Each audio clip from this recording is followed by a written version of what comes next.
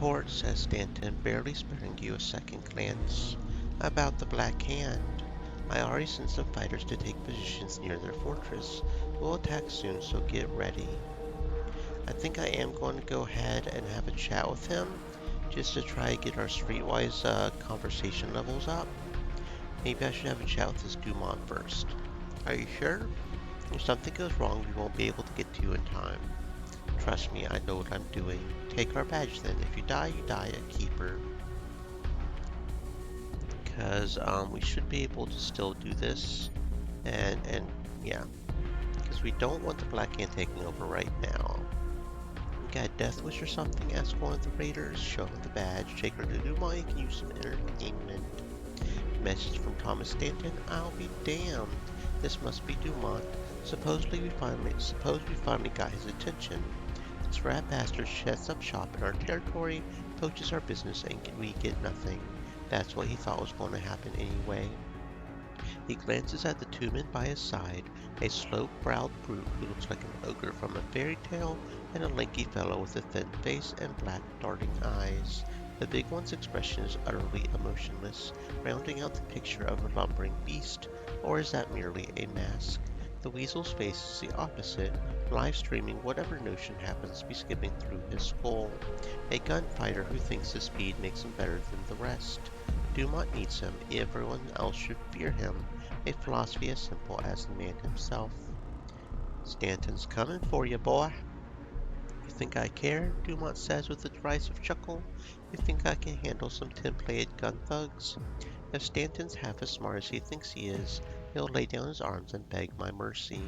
He comes to his senses and starts working for me. Maybe I'll let him keep what he's got. The ogre remains perfectly impassive, but Weasel is getting fidgety. Seems like he's not keen on someone like Stanton joining their little family. Stanton's no foot soldier. If you want him to put his men under your command, you'll have to make him a partner. So that's why he sent you, Dumont replies with a broad smile. I already have a partner. He points one finger up at the ceiling. But I could see my way to making Stanton one of my captains. Who knows, in time he might even become my second. If he proves himself capable and loyal, he's enjoying your power so much he forgets for a moment the two goons flanking him. The ogre betrays his indifference by shooting a glance at his partner, who's turning red with rage. Yeah, you can say whatever you like, but Stanton wants assurances. Assurances like what? Dumont asked, genuinely surprised. If Stanton bends his knee, all our misunderstandings will be forgotten. What else do you want me to do? How about a worker exchange program? Stanton sent you a second, you sent him one of your pet henchmen. Alright, if it means avoiding bloodshed. How would you like to make some new friends? What? You want to send me? Who else? Clearly the ogre enjoys special status. Let's poke it with a stick. We don't urge your rejects without him. He looks so much stronger, and then they fight, and they kill each other off. And then we go to prison temporarily, but then the keepers attack, and they come break us out of the jail. Don't know what you did, but they fought like new recruits. Dumont led them himself, but he did more harm than good, I think. Either way, it's over now. You have a visitor, says one of the keepers, nodding toward a man in a trench coat standing in the middle of the yard and looking at the bodies still strewn around. Thomas Stanton. Yeah, we get introduced to Garrett. Since you've taken over our operations, our arrangement is with you now. What arrangement? You're working for the Brotherhood. You're free to run your operations as you see fit. But when we call, you come running. Is it understood? If I refuse, how long can you last against the Brotherhood? If you were backing up Dumont, why didn't you help him? We aren't running a charity. Fucking bastards. Everyone kneels to someone, bruh. Everyone kneels to someone. Okay. So that'll have the Brotherhood guys taking over that. Before the mutiny, the rooftops of the Habitat's four megastructures support a sprawling amusement park. There, the people of the ship could experience at least a few of the novelties they would never enjoy on Earth or Proxima. Walk barefoot on real green grass, courtesy of hydroponics, or soft red-tinted Proxima sand. Sit under tall artificial trees and watch the sunrise on gigantic screens suspended all around. This last was said to be indistinguishable from the real thing, not that anyone had ever seen it. Nowadays, the 3 remaining rooftops are heavily fortified platforms controlled by armed guards. The sky screens went dark long ago, a frivolous luxury in a decaying world. The grass underfoot and simulations of golden fields have likewise vanished, replaced by watchtowers and checkpoints. With enemies on all sides, cheap entertainment is a useless distraction from reality and its harsh demands. So that's what they did. Played in their parks pretending they were back on Earth. What else was there to do? It's not like they could row this boat faster. I liked the Proxima sets when I was here a few years back. Joyful, bug-eyed locals welcomed the grand colonists to their planet. Let's get moving. Okay, so now we're starting on the real stuff. Now that we managed to get Black Hand in control last time, which was such a pain in the butt.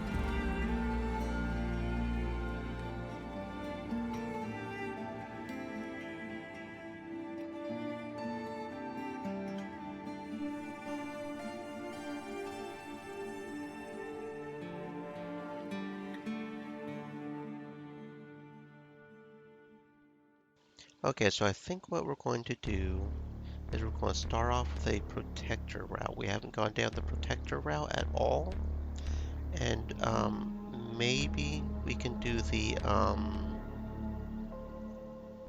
keeping the pit free because we don't have any protector faction yet. We do have one church which could help, but I feel like even if we start off on 0, we're probably fine. So we're going to try to do the protector, and if we get 20 protector points, then we can maybe keep the pit free with Jonas in charge. Maybe. That said, I think we do have to convince Moses to join Jonas. So that would be some minor protector points lost. So maybe we'll go with the church. We'll see how this goes. But I think we do have to keep the alignment here. You're too late, says the man, his face covered with grime and oil. He looks old and worn out, but beyond that, you can't really tell. They don't let anyone in anymore. Send them right back. Thanks for the warning. Go down to the shuttle bay? Yes, we'll go down to the shuttle bay.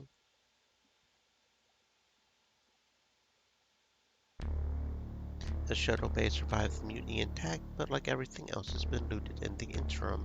The life support systems and emergency supplies stripped, and the shuttle interiors used by generations of squatters. Moses Jackson's riflemen, a small mercenary outfit, claimed the shuttle bay a few years ago, cleaning up and doing their best to make it a permanent home. Their efforts quickly drew the attention of discontented folks from the habitat and even the pit. Soon scores of people were heading for this small island of safety and stability. The habitat's higher-ups look less favorably on the shuttle bay's new status and have been eyeing the growing numbers on their border with great concern. It's a lot busier than I remember, frowns Jed, observing the walled-off enclosure and the camps outside. Let's take a closer look. Nico? Outside the gate, a bearded priest is looking over the refugee camps with an expression of deep concern. Two guards stand a respectful distance behind him, making the priest for a man of importance. God be with you, he automatically intones as you approach. Expecting trouble? The great deceiver never sleeps, but works tirelessly to erode our faith. He first tried to lead us astray with false promises. When that didn't work, he sent his dog with a less subtle message. God will shield us from harm, but we must do our part. He is a shield unto them that put their trust in him, quotes the priest, nodding approvingly. Why did the great deceiver unleash his dogs upon this peaceful commune? The refugees. They come from the habitat, pit, even the factory. The protectors are worried these subjected folk will find a welcome here, exactly the Christian welcome these refugees have received, and increase our strength tenfold. So they will address the problem the only way they know how, with violence. They hope to strike before Moses finally looks to the Lord and sees why he sent us all these lost souls. What's Moses planning to do? He's considering turning the refugees away, sending them back. A deep furrow creases the priest's brow. Not out of fear, but because he doesn't wish to change, to become the sort of person who deals with reality on his own terms, and not just scripture. Jonas sent me. He's proposing an alliance between the pit and the riflemen. Granted, the priest responds, a fierce gleam in his eye. Convince Mo to accept these refugees and will stand by Jonas. You have my word. Okay, so do we actually have to convince him to accept the refugees? Because like I said, the guide that I've sort of been using is very ramshackle.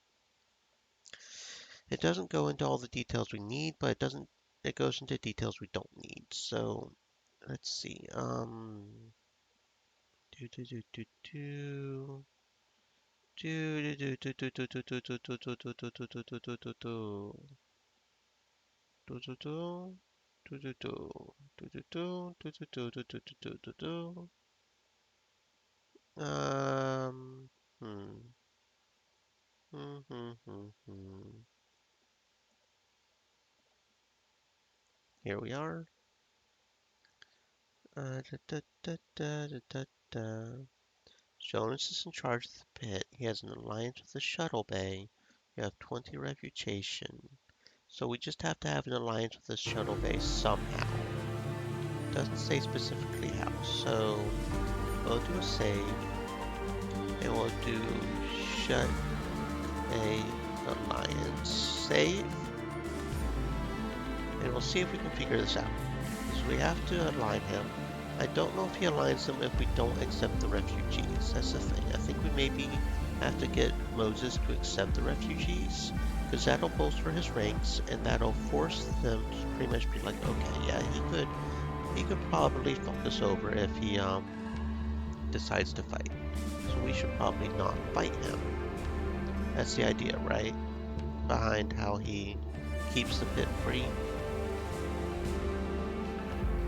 Moses. What the hell is it now? Mo Jackson breathes out the words in a deathly tired sigh. No, never mind. The answer is no. Father Nico sent me. I liked him better when he was plain old Nicky Bolton. He was rarely sober back then, but at least he was tolerable. He asked me to talk to you about the refugees. A little late in the day for a palaver. The protectors will be here in force in less than a day. They'll kill anyone who resists and conscript the rest. Our options are go down with refugees or drive them out, by force if we have to, and save everyone's lives in the process. What can I do to help? Convincing the refugees to leave would be a good start. I hope it would be enough to show the protectors we aren't a threat. I'll talk to the refugees. Who leads them? Nazar. He used to be one of Dumont's lieutenants, and Mother Mary, a religious firebrand from the Habitat. Jay can tell you more. Before I forget, Jonas is proposing an alliance between the pit and the riflemen. Jonas dug himself a pit, and now he wants me to climb down into it with him. No, tell him we take no sides. He's on his own this time. Even if I help you, your answer is still a no? So you would help us avoid a confrontation with the protectors, only to force it into a bigger fight with the Brotherhood, out of the frying pan and into the fire. What do you make of the situation? Being an outsider, you might see it differently. Strength's always been in numbers. If you band together, you can stand against the protectors and anyone else who comes knocking. Funny you should say that. Nico and I think the same thing, but Moses, he just doesn't see it this way. It doesn't say specifically that we have to have Moses, does it? So how do we get an alliance with... Do we have to side with Nico?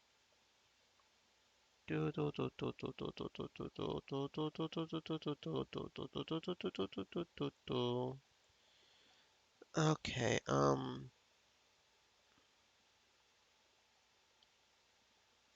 siding with Moses will require speech skills in the 5 range. Nico will automatically ally with the pit if Nazar is convinced to stay. Which also requires speech skills around 5 if you assassinate Rolly, which is gated by Lockpick 4, is otherwise an easy stealth combat mission. Trying to lead an ally, lead with a shuttle pit.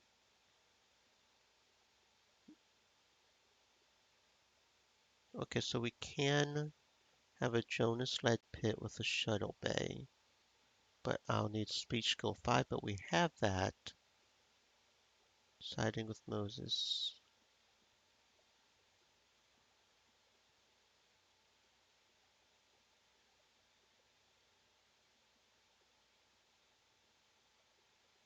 Okay, so yeah, we will have to get rid of the refugees, I think. He's the boss, so it's his call.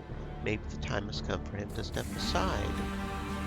It's not for me to decide. Moses asked me to deal with the refugees, so that's exactly what I'm going to do. Right. What can you tell me about the refugees? Who leads them? Nazar and Mother. Nazar was with the Dumont, but they had a falling out.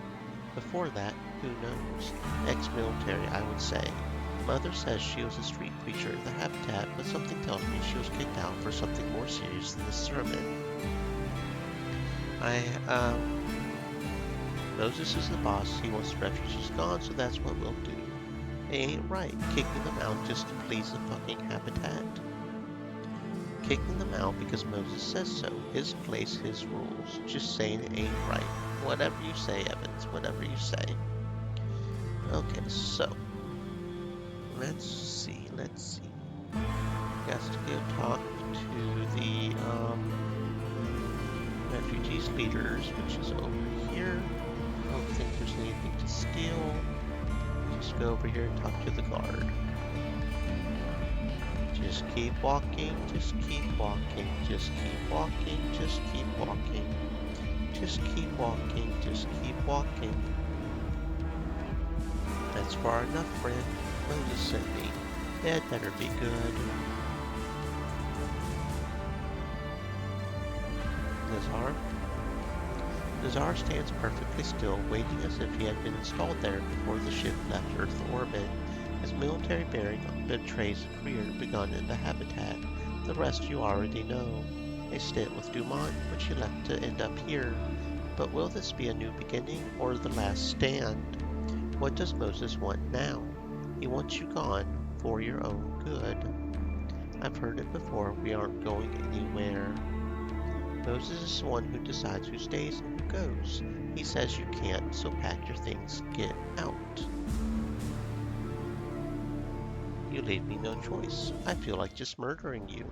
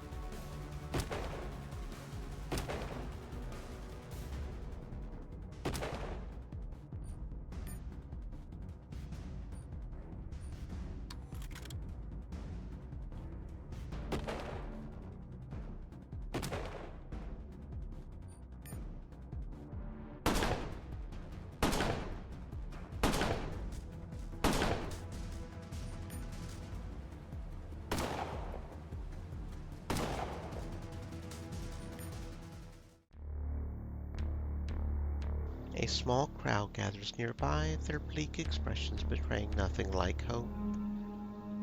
I want you gone within an hour. Don't make me come back here.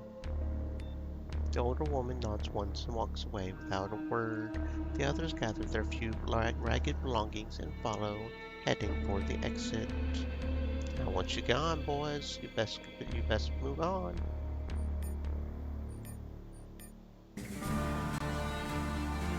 Anything good from that? Anything good? Let's see, okay, some ranger armed guards, maybe. 6, okay, so it's more or less the same as the diver, it's just where the 5 and the 4 is.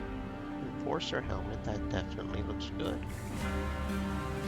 Explorer coat, we do have a battery here. We'll go ahead and remove that. This one already has one, but that's okay. Half-mask is not as good as a hazmat. Evans, how do you feel about these arm cards? You have diver arm cards as well. Okay, you have a damage enforcer already. You have a green explorer's coat. You already have a level 1 battery. Okay. Faith.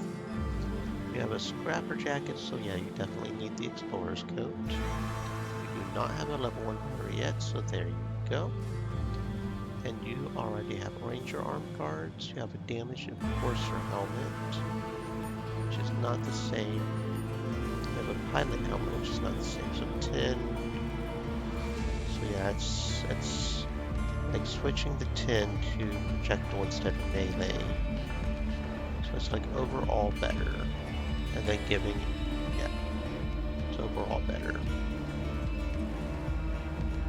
3, 4. Yeah. Okay. So, you've got a half mask as well. You actually have a hazmat respirator, didn't realize that.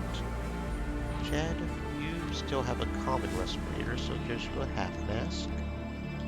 You have damaged tactical arm guards, so we should upgrade you to the ranger. You already have a pilot helmet.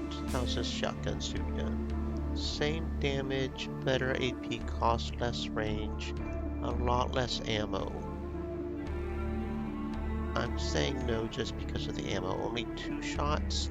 No, no thank you. That lower than 3 or so is just not good, because then you're constantly having to reload, and that's not good. What do we have on backup? We have the energy, we have that, okay. Honestly forgot we had that on him, but okay. So now we need to go talk to Mama, which is all the fuck way over here. Yeah.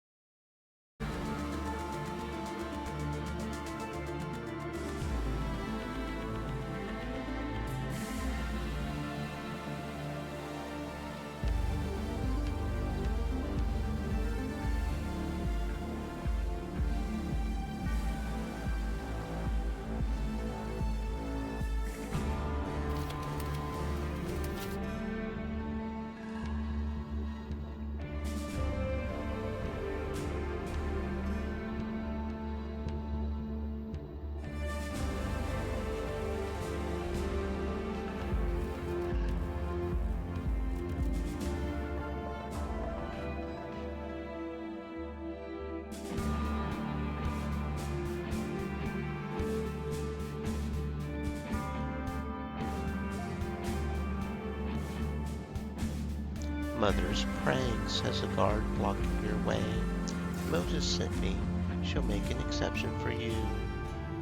Yeah, she will. You know she will. Guess you think we're going to leave just because of a little trouble. Well, we ain't, so you can fuck right off. Quite a little welcome in your little camp puts on. You think you deserve better? Alright, girl, what's your message? Let's hear it. Moses wants you out of here for your own good. If Moses thinks he can appease the protectors by kicking us out, he's a bigger fool than I thought. Tell him we're staying for his own good. She adds with a chuckle, but he can count on me and my boys in the battle ahead. Ain't that right? She aims this comment at her entourage, an irregular crew of rough-looking men, thugs, and cutthroats by the looks of them. Are these the refugees I keep hearing? You aren't listening. The party's over, so pack your things and leave. You think it's going to be that easy? Think again, and tell Moses that we ain't leaving. Not now. Not ever. You hear me, messenger girl? Why stay here if you aren't welcome? Where should we go then? Moses won't fight the protectors, so you'll be on your own. You want to die, stay and fight, otherwise get out while you still can. Moses will have to fight, says Mother, without any certainty. Some people want to change the world, and they're willing to fight to do that. Others want to be left alone. Guess which camp Moses belongs to? Fine, Mother spits out angrily. We're leaving, but this thing, it ain't over. We will not forget, and we sure as fuck will not forgive. Okay, so now we've got Streetwise to level 10, I think. So I think we're just going to start murdering everybody that we can to get our combat experience up. Streetwise... Yeah, our Streetwise is up to 10 now, so I'm not even going to bother with those anymore. If we can murder people, we're going to start murdering people now. So that should be enough to persuade the new mommy to go along with our stuff. It should be.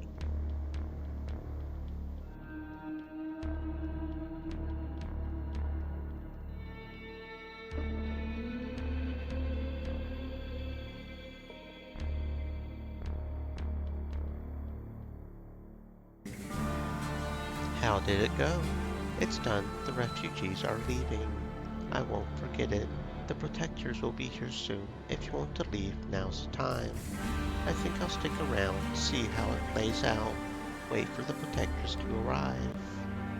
The protectors' forces arrive a few hours later. 200 soldiers trudge in and set up a camp, waiting for the riflemen to send someone to parley. Can you talk to them? I can do that. Okay, we're going to reaffirm our save here for the Shuttle Bay Alliance. No, fuck me, I didn't want to load it.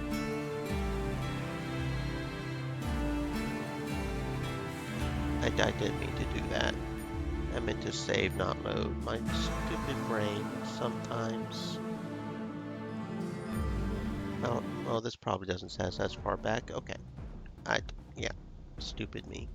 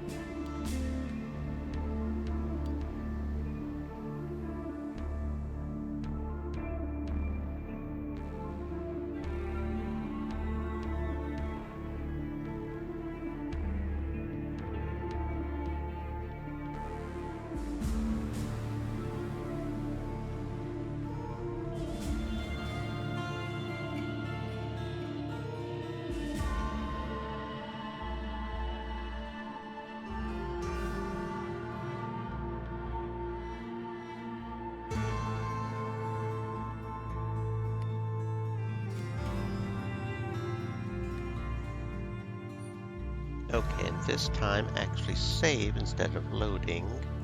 Save. Yes. Because this is where we either get to side with the pit or the protectors. And we're going to side with the pit for right now, but when we go to the protectors, we'll do the protectors. Obviously. We're still going to kill, what's his name either way, because that's good for multiple reasons. No reason to let him live. Like rats from a sinking ship, says one guard to another. I'm here to parley. Of course you are. The captain's in the depot down the hall. Can't miss it. Captain Rowley is waiting for you in one of the maintenance depots, recently converted into a makeshift command center. Where's Mo Jackson? He asks, obviously nonplussed. He sent me in his stead. He sent you to do what? Rowley's brow furrows as if he's trying to work out a riddle. To hear what you have to say. I represent the Free City, and they have a vested interest in the shuttle bay also remaining free. What about when the Brotherhood attacks? Is this Free City of yours going to send their soldiers to fight? Remind me, how many soldiers are there in your standing army? What makes you think the Brotherhood's going to attack? How quickly they forget, says the captain, shaking his head. The Brotherhood took a shot at the pit less than a year ago. If we hadn't stepped in, your pit, which some folks are generously calling a city, would be flying the Brotherhood's banner right now. In spite of this, you're about to attack the shuttle bay. The shuttle bay won't survive for long if you stay unaligned. You've got to throw in either with us or the Brotherhood. Maybe I'm biased, but I think we're the better choice here. Perhaps, but it's not my choice to make. Since Moses refuses to meet with me, you'll have to pass the message for him. I'll give you an hour. Moses. The Protectors offer an alliance. It never stops, does it? Which is why you should consider it. It won't stop until... Can't blame them for trying. I assume the answer is no. We take no sides, Moses says stubbornly, ending the conversation.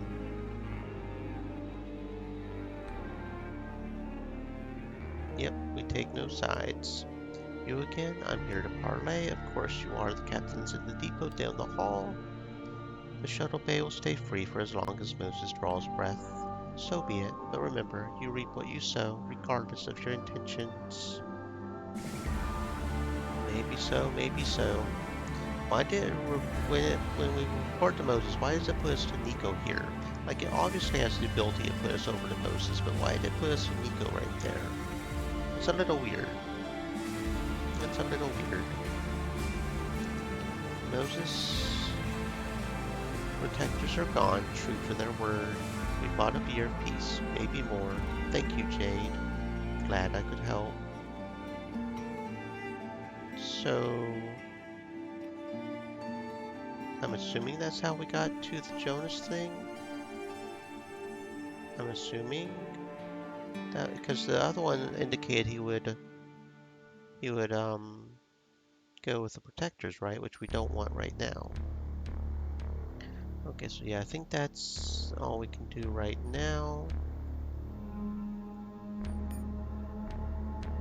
Does this put us... Oh, that's interesting. That puts us there. This puts us here. Okay, close enough. A little bit less walking anyway. That's all we can do in the shuttle bay. Not a whole lot, there. Just a thing. Let's go back to the habitat. And for this one, we are going to side with the church. We never did end up handing it over because we were on the super hard route. And apparently, you just have to combat or stealth there. So we never did end up handing the thing over to the church and having them take over the ship. So we're going to do that this run. Thanks to us doing it in hard difficulty, and we don't want to do combat in hard difficulty, right guys? No, we don't. What brings you here, sister? Inquires the guard. He gives you a warm smile that doesn't reach his eyes. I'm looking for work. The devil doesn't sleep, but seeks our ruin in 1,000 ways. We need good men and women fighting back. I'm sure you do. I'm sure you do. The church's one concession to architectural excess is the massive cathedral glowering over the district, a constant reminder of the glory of God and the obedience of those who govern in His name. The presence of heavily armed guards outside the gates tells you God's most devoted servants mustn't be pestered with trivialities. I heard it was built on Earth, back when they thought the Synod would run everything. I think it's magnificent. It needs an open sky and horizon stretching as far as the eye could see. Here it's like a caged titan holding the weight of the ship on his shoulders.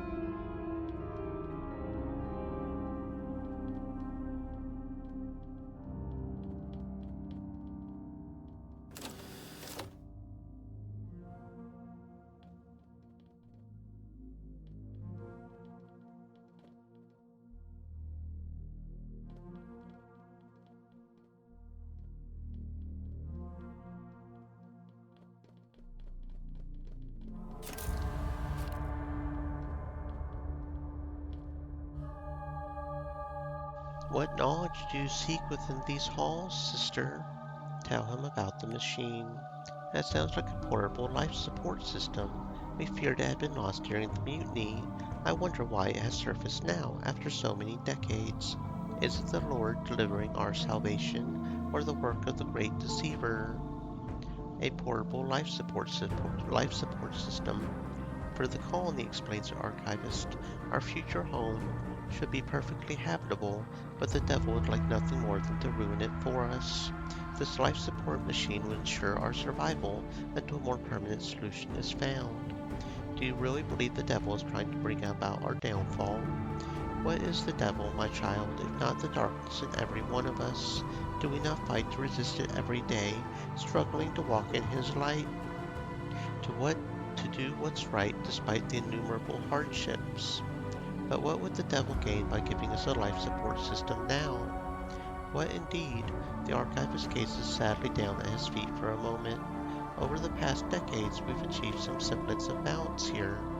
No faction dares provoke an open war, so slowly, reluctantly, we are compelled to attempt diplomacy and understanding, and perhaps one day reach lasting peace.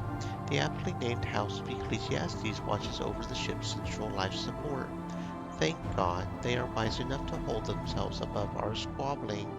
This machine would change that. The one who controls it can subjugate whosoever he wills. People will be brought to their knees without a shot being fired. Then maybe it's best to destroy it.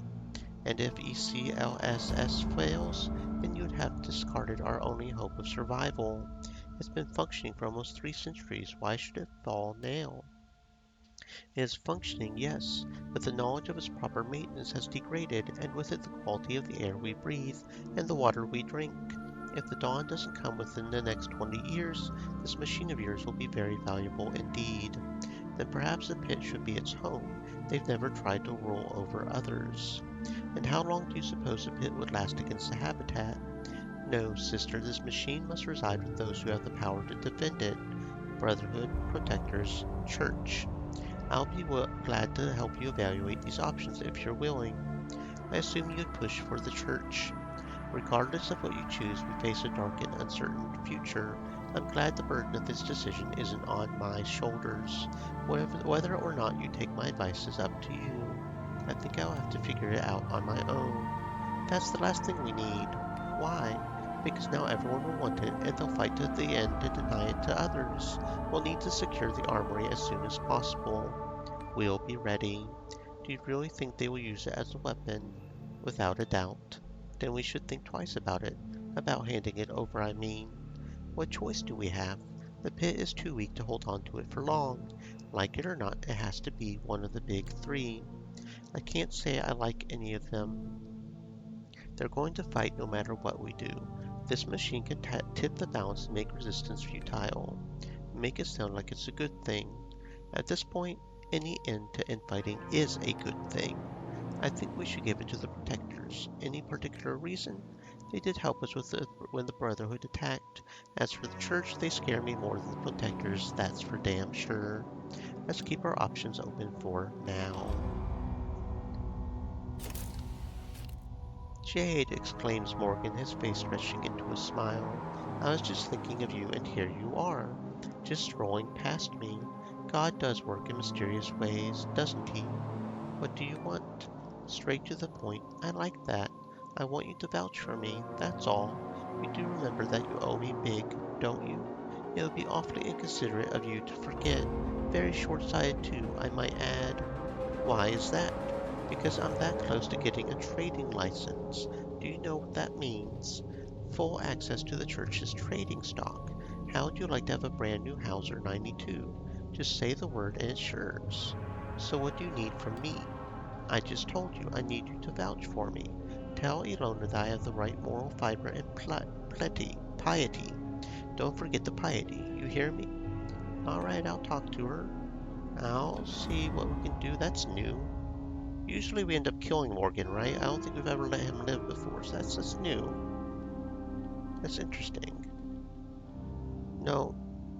Do we kill Morgan, or is Morgan the guy that gets taken by those one guys? I don't remember. Anyway. Interesting that we got some new dialogue there I wasn't even expecting. You look lost, sister. The woman smiles kindly at you. I understand. It's a lot to take in. She gestures at the vast plaza. I'd like to speak with the Chaplain General. I'm afraid that's impossible. The Chaplain General doesn't receive solicitors. Okay, we're at 1 for the church, -1 for the Brotherhood. So, I'm going to save here and see what Morgan... I don't know why advocating for Morgan would be bad or good. About Morgan. Reverend Morgan. He applied for a trading license. We lost one of our traders in an unfortunate accident a few days ago, and now we have a vacancy. The Reverend said he shepherded a small congregation at hydroponics, which is commendable. What can you tell me about him? He's very... Okay, yeah, right. This is a guy that was in residence over the hydroponics, and the one that Faith gets pissed off if we can murder him. Yeah, we usually do end up murdering him. The Reverend said he shepherded a small congregation. Okay, he's very pious. He could even pacify frogs. I wouldn't believe it if I didn't see it with my own eyes. He reached out to Reverend Solomon, expecting a glowing recommendation, but he said he's never heard of anyone named Morgan. You didn't hear it from me, but when Reverend Solomon attempted to perform the same miracle, he was almost torn apart by the frogs. I see, frowns Ilona. Still, I find it odd that Reverend Solomon would lie about it. Perhaps we need to discuss it face to face. I didn't want to say anything, but Reverend Morgan is already having doubts. Subjecting him to even more scrutiny would simply drive him away, which will be a great loss for the church. Very well. We'll award the trading license to Reverend Morgan. Hopefully he'll perform as well as he did in hydroponics. I certainly hope he does. Hopefully that doesn't come back to bite us in the butt or anything. Morgan, you're a licensed trader. Congratulations. And we get a rifle and my bond with Faith gets stronger. Interesting. And we even get a feat. Alright. Faith. What feat do we want? What Faith? Okay. Having reload would be good. I'm tempted to give her... No, I think I'll do a max implant. Just go ahead and get the max implants out. I'm not sure what implant we're going to give her, but we're going to give her an implant. Actually, we can go ahead and go see. We have a med bay right over here.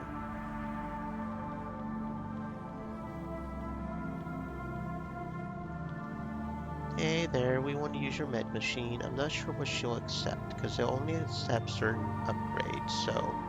She'll accept a motor cortex, subdermal armor, or exospinal. Obviously, we've got to go with the armor, right? Yeah, obviously we've got to go with the armor. Very good. Okay. So let's go back over here to Ilona. I don't think that changed. No, that didn't change our standings either way, so... It is what... Oh, was that rifle any good? We did get a rifle. Rifle. It's a semi-auto rifle, which we've been using for Jed Evans. No, we've been using normal rifles, haven't we? We haven't been using semi-autos. I guess we could switch to semi-autos if we really wanted to. What is the difference? It still uses the same rifle skill, right? It's just multiple... Because that is slightly better damage. It still uses a rifle skill.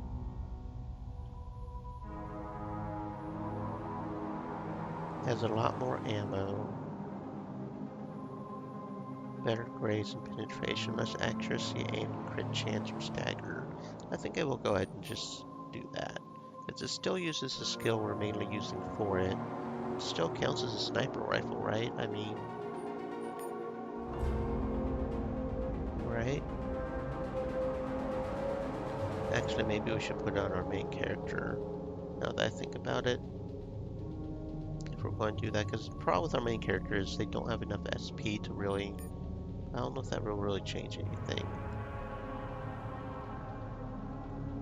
There. Oh no, the longer armor of the law actually has more damage, never mind. It doesn't have as good ammo, reload, accuracy, aim, or graze. It has better damage, Stream elements. Supposedly. Said. By a Stay little moist, bit. my friends. Hydrate. So do we have any other rifles we weren't looking at? We obviously don't want the bolter. That just is not any good. Just out of curiosity, were there any other rifles we didn't look at just because they're... That's an SMG, so that's definitely not any good. Assault rifle. I don't think so. I don't think so. Probably it's fine. Probably it's fine. I don't feel like looking through all that. Praise the Lord, sister. Is there any work around here? Nothing I can think of. Although, she's silent for a moment. There's a delicate matter we need help with. She hesitates again, unsure where to start. Faith is what brings us close to God in this life, and through that faith we achieve salvation in the afterlife, it grants us everything we seek. Strength, purpose, peace, even wisdom. But some people wish for more than that. So badly do they yearn for the touch of the divine, they start imagining things. There's a brother among us who claims to have witnessed a revelation. He appears pious enough, but this so-called revelation puts him at odds with the church. There's an unseemly amount of interest in his account. A few are even calling themselves his followers. You want me to look into it? Quite, but I want to make one thing very clear. There is to be no violence. John is a true man of God, though his followers can be a bit overzealous at times. Where can I find this John the Revelator? A small chapel on one of the residential decks. It's not hard to find. Okie dokie. So we go over to the residential decks.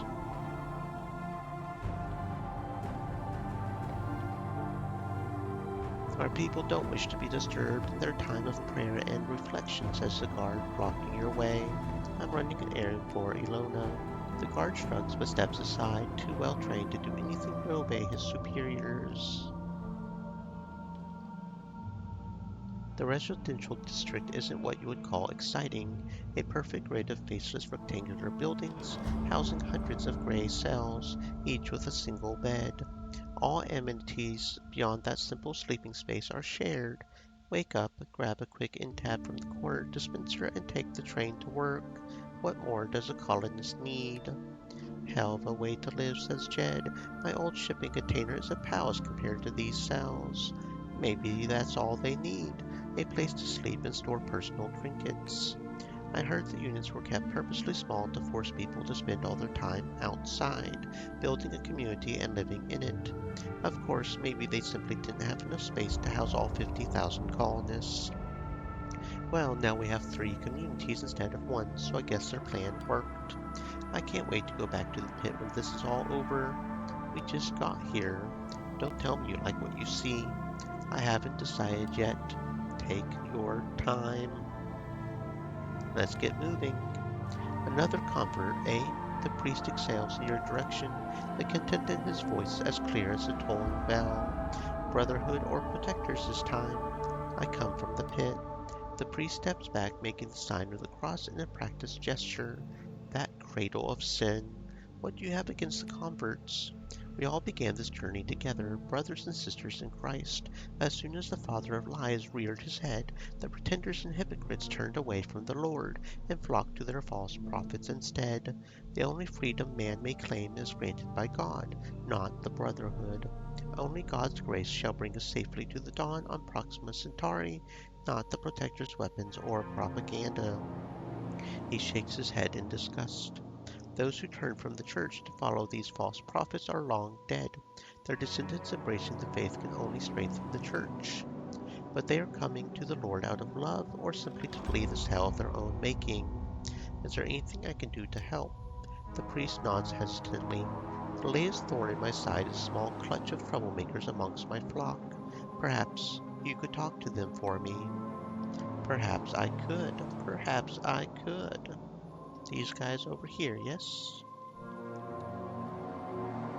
Enoch's troublemakers aren't hard to spot. 2 men and a woman are standing like bollards in the street, gazing about themselves, lost while the locals navigate around them. If they have families with them, they must be tucked away inside the apartment complex. The man on the right has military bearing, but without the air of self-importance like a soldier on guard duty. Did he come here to flee the fighting?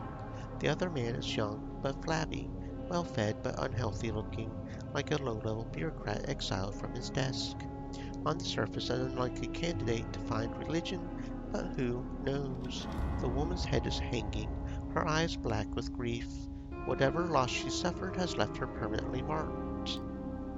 The soldier's face hardens, as if he's bracing for a blow.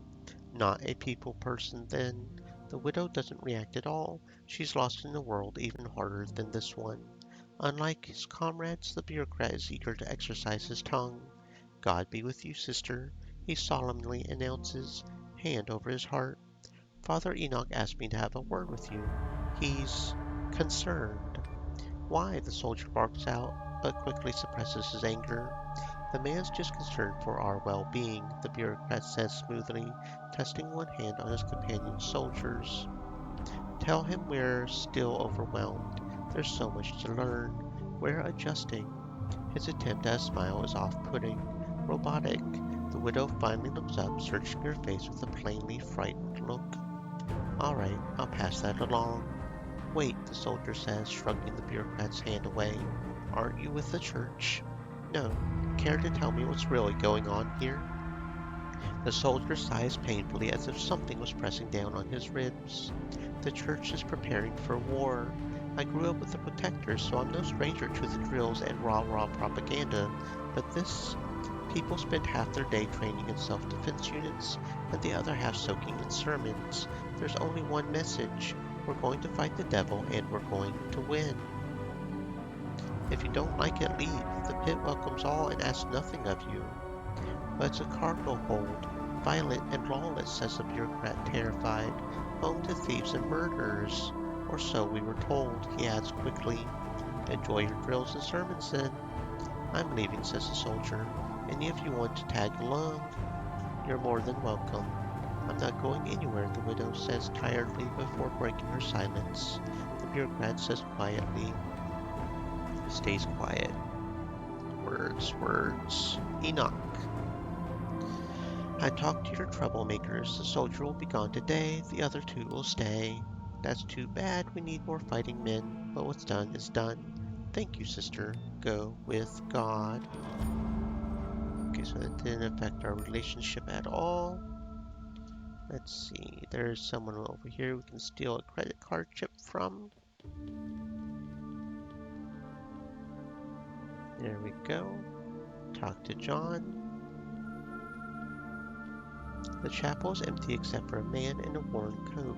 He's sitting with his back to the altar, soaking dried algae in some water.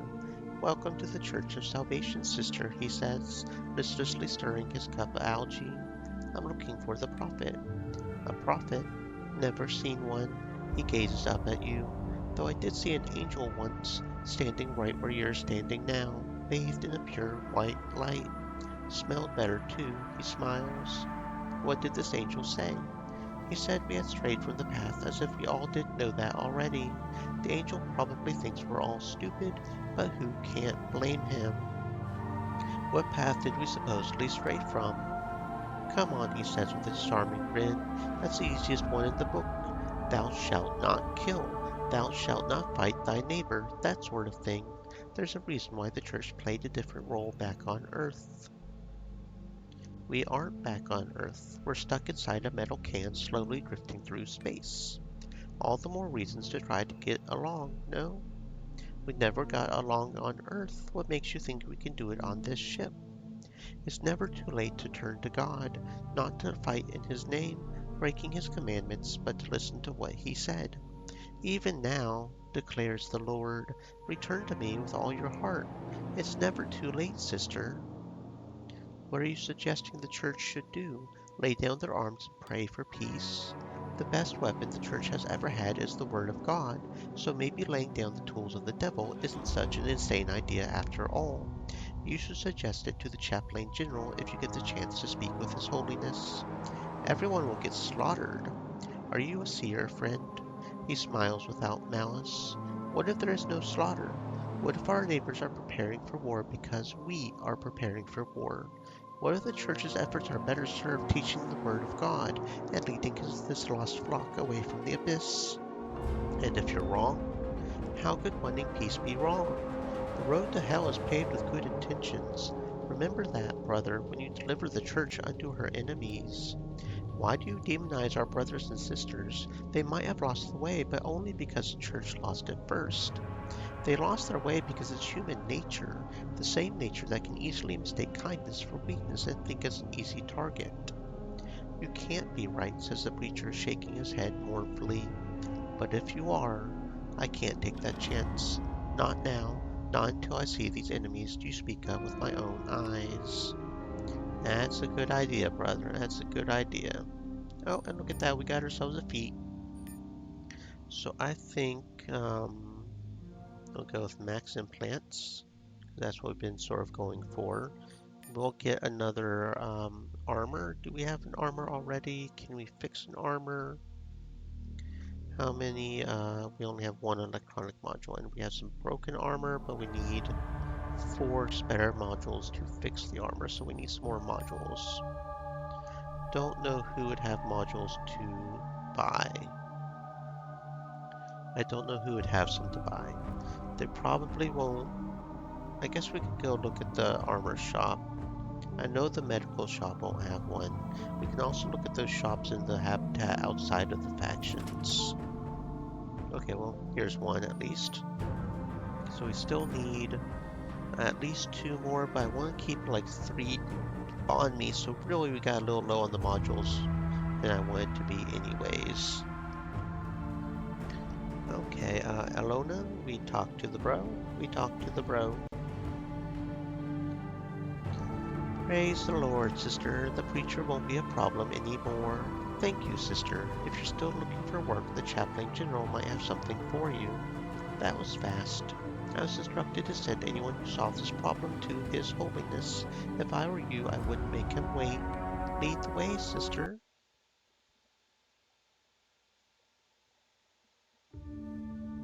Chaplain General Abraham Davis sits unmoving, gazing up at you from beneath half-lidded eyes. Why are you here? Certainly not because of your faith and devotion to our Lord. I need to know your mind before deciding if you're right for this task. I say unto you, there will be more joy in heaven over one sinner who repents than over 99 righteous people who have no need of repentance. Then what choice do we have but to rejoice as well? There is nothing remotely like joy in Abraham's reply. What do you want me to do? When the great deceiver split us apart, he rejoiced and compelled men to fight each other for his amusement. As Gog and Magog wasted their resources on conflict, the church has grown strong. Now that the true light of faith shines bright again, the great deceiver has realized his error. Understanding that a greater threat looms, he wants Gog and Magog to set aside their hostilities and fight by his side. This shall not be. Are you suggesting they want peace now? They don't want anything as you mean it, for they're nothing but puppets of the great deceiver. He commands them to fight man against man, so they fight. When he commands them to extinguish the true faith, they'll do just that. Fortunately, the wheels of the great deceiver's machine turn slowly. Sending Matheson to meet his master was a strong counterstroke, but that will provide only a temporary respite. Let me see if I understand you correctly. The church has grown strong while the Brotherhood and Protectors fought each other, but if they band together, the church will not survive. Therefore, you must do whatever it takes to keep the strife and mistrust going. Something of a simplification. Took you for a woman who understands there are deeper nuances to these issues. But yes, the Brotherhood and Protectorate must remain at war, at least for the time being. There's another matter I would like to discuss. At least, no, not yet. Not yet. Not yet. How are we doing on... I guess, yeah, we've got 5 on the church now, so that's pretty good. And Evans has a feat. I forgot to look at the other people. Does he have... No. So we'll give him the Bionic as well. And that's all for the feats. Okay. I don't know what he accepts for Bionics. Preferably I have him in armor, because we need armor on everybody, so we don't get hit as much. That's always a fantastic thing. I also don't know if doing this will affect our standing with the church. But let's go look at Blessed Arms, see if there's some modules maybe in here. And then go over to the medbay and see what Evans will accept as an implant. So we can also look at that. Browse the wares. No, there's no module here. I guess I can at least see if these are better for me. Kind of wish I could see if they're better for everybody, but I don't know. So no modules there, okay. That's fine, we'll figure it out. Evans, what do you accept for potential implants? He will only accept the subdermal armor, so yeah, that's good. We need 2 subdermal armor. We have 2, we just don't have the modules to fix them yet. So, okay, I'm going to save before doing this. Save, load. I'll just load over this one, but we'll rename it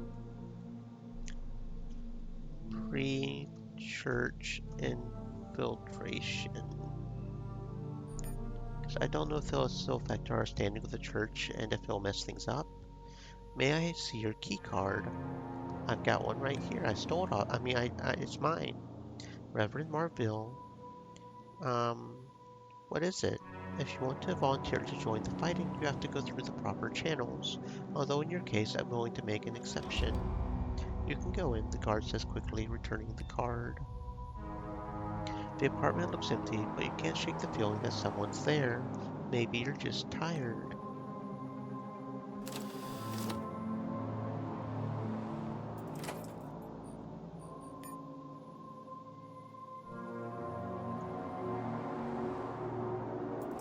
Still not really sure what's up with that specifically, but we're going to loot this place for all it's worth.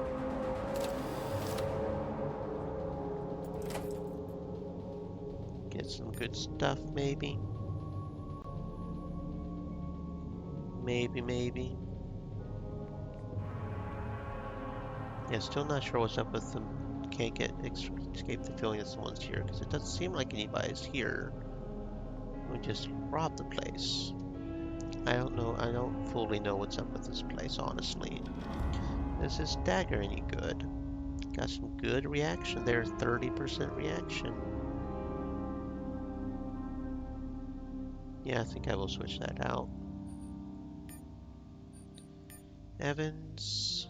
Wait a second. Yeah, okay. Evans. Yeah, we'll keep that on you just for the reaction chance, because we like our reactions.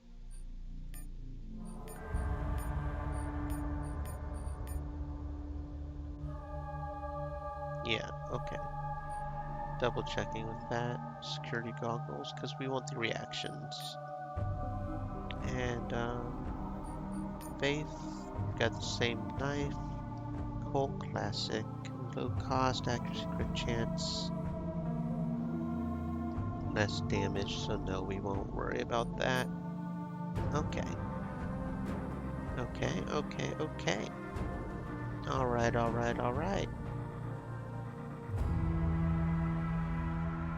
I don't think that really messed anything up. No, we're good. We're good. Okay, yeah, I think we're good. We're at 5 and -1, okay. So now let's go back to the habitat entrance and go over to the Brotherhood. And the good thing is that we can more or less do a lot of these quests before even choosing a side, so that will lower down the repeat of doing this particular section. Oh, synthetic heart chip upgrade. Nice place you got here. Be a shame if anything happened to it. Get handed on over, boy. Okay, here we go. Here's 3 modules. Very good.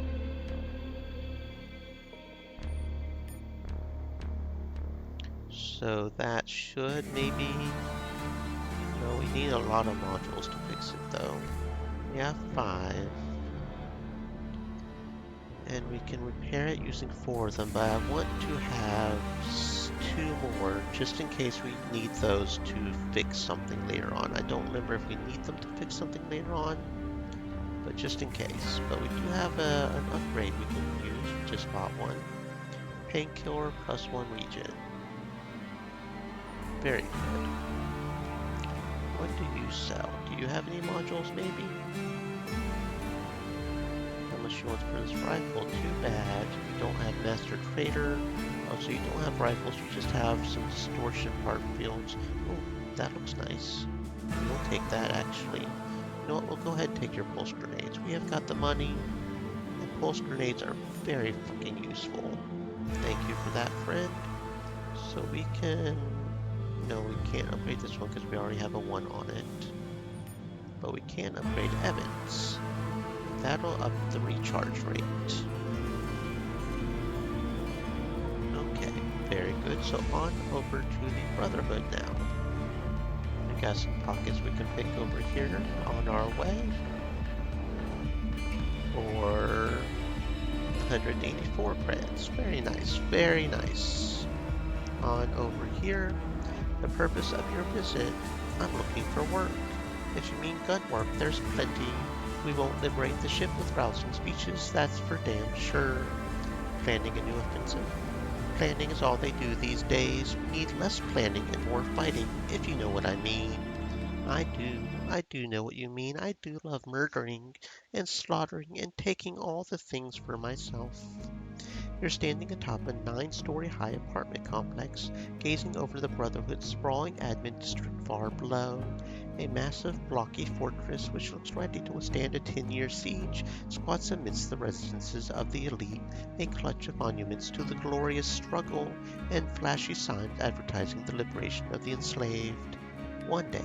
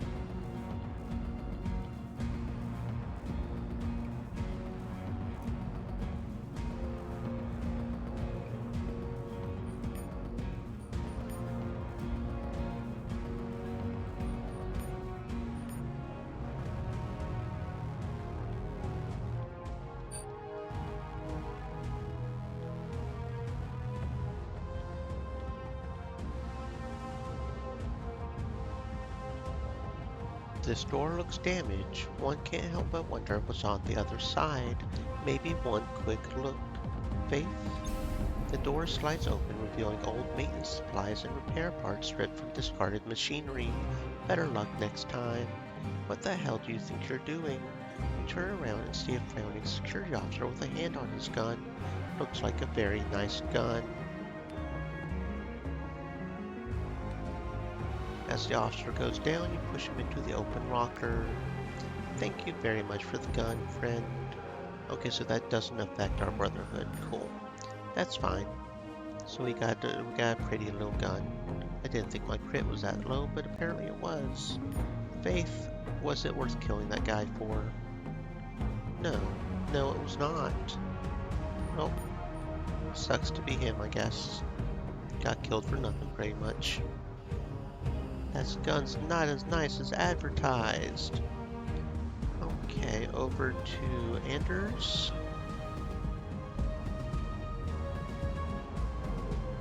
Oh, walking. Welcome to the Brotherhood of Liberty. The man gives you a quick look over and smiles. First time? Are you here to spin some prayers or strike a blow against tyranny? Bit of both, I guess. Excellent. I'm Simon Anders, political officer. Pleased to meet you. What does a political officer do? If he has connections, enjoys a nice office and 3 hot meals a day. If he doesn't, he greets the new arrivals during the day and writes reports at night. I see. So what do I have to do? Attend a meeting and make some friends, that's all. You think you can do that? What kind of meeting? Hopefully, nothing but some workers wanting to strike a blow for liberty. Not everyone can enjoy freedom, knowing it is denied to their brothers and sisters across the divide. After all, have we not promised to free the enslaved? Of course, the leadership welcomes such unwavering devotion to our great cause, even if it doesn't flow through the right channels. But while we must hope for the best, we must be vigilant and ready for the worst. For our enemies are constantly plotting to our demise, even as we speak. They can corrupt weaker minds, make them think that white is black and black is white. Such rot can't be allowed to spread. So if they're overzealous supporters, I leave them alone. And if they're not, then we would like to know more about them. A lot more, starting with who their ringleaders are. Where does this meeting take place? Residential deck C, that's all I know. Take the elevator down and ask around. I'm sure someone will point you in the right direction in no time. These things aren't exactly a secret. They want to spread their message, so they'll talk to anyone who isn't flagged. I'll see what I can do. Are we working for the Brotherhood now? We're taking a closer look at the Brotherhood, that's all. She's right. Let's not rush to judgment. After everything the Brotherhood's done, the Brotherhood didn't do anything the other two wouldn't have done in a heartbeat given half a chance. I would keep that in mind if I were you. Yeah, Evans. I would keep that in mind. Can I see your requisition? I'm working for Political Officer Anders. At ease, soldier. I haven't seen you around here before. The man's tone makes it clear he expects an answer and is in a position to demand it. Just passing through. You're passing through my block. If anything untoward happens, I'm responsible. They will hold me accountable, and therefore I am holding you accountable. Taking a stroll through this lovely neighborhood, among other things. So quit pussyfooting around and tell me what you're doing here. If you're a new tenant, show me your requisition order. If you're here on business, I need to know what said business is and who authorized it, name and rank. I do everything neatly and properly, so when they ask, I can answer to everyone's satisfaction. I'm new here, I don't know your customs. Ignorance of the law is not an excuse, he replies, mouth turned down in disappointment. I'm Representative Tavis, elected to speak and answer for the free people of Block 17. Sounds like an important job. What does the position entail? A constant headache, that's what it entails. You would think keeping some folks in mind wouldn't be such a chore, but there's always a few who just have to stir things up. How does the saying go? One rotten fish spoils the whole barrel. Or was it a potato? You know what I mean. Yeah, keeping free people in line can be challenging. You said it, sister. How many times do you think I've told what lay off for selling surplus in tabs? If word gets out, it'll come down on all our heads. But does he listen? He morosely shakes his head. Want me to talk to this what lay fellow for you? Why is it such a big deal selling in tabs anyway? Other than unlicensed commerce being against the law, tabs are supposed to be free, provided by the ship for all citizens. They're a fundamental human right. Of course, they're getting smaller and less nutritious, but that kind of problem is outside the scope of my duties. Not only is that dumb bastard undermining natural order, he must be stealing them from somewhere, which is a whole other crime. Thank you very much for the head pats, Morier. Welcome to the stream. I hope you're having a fantastic existence. Okay, travel to the residential. And we've got to figure out lots of different things over here.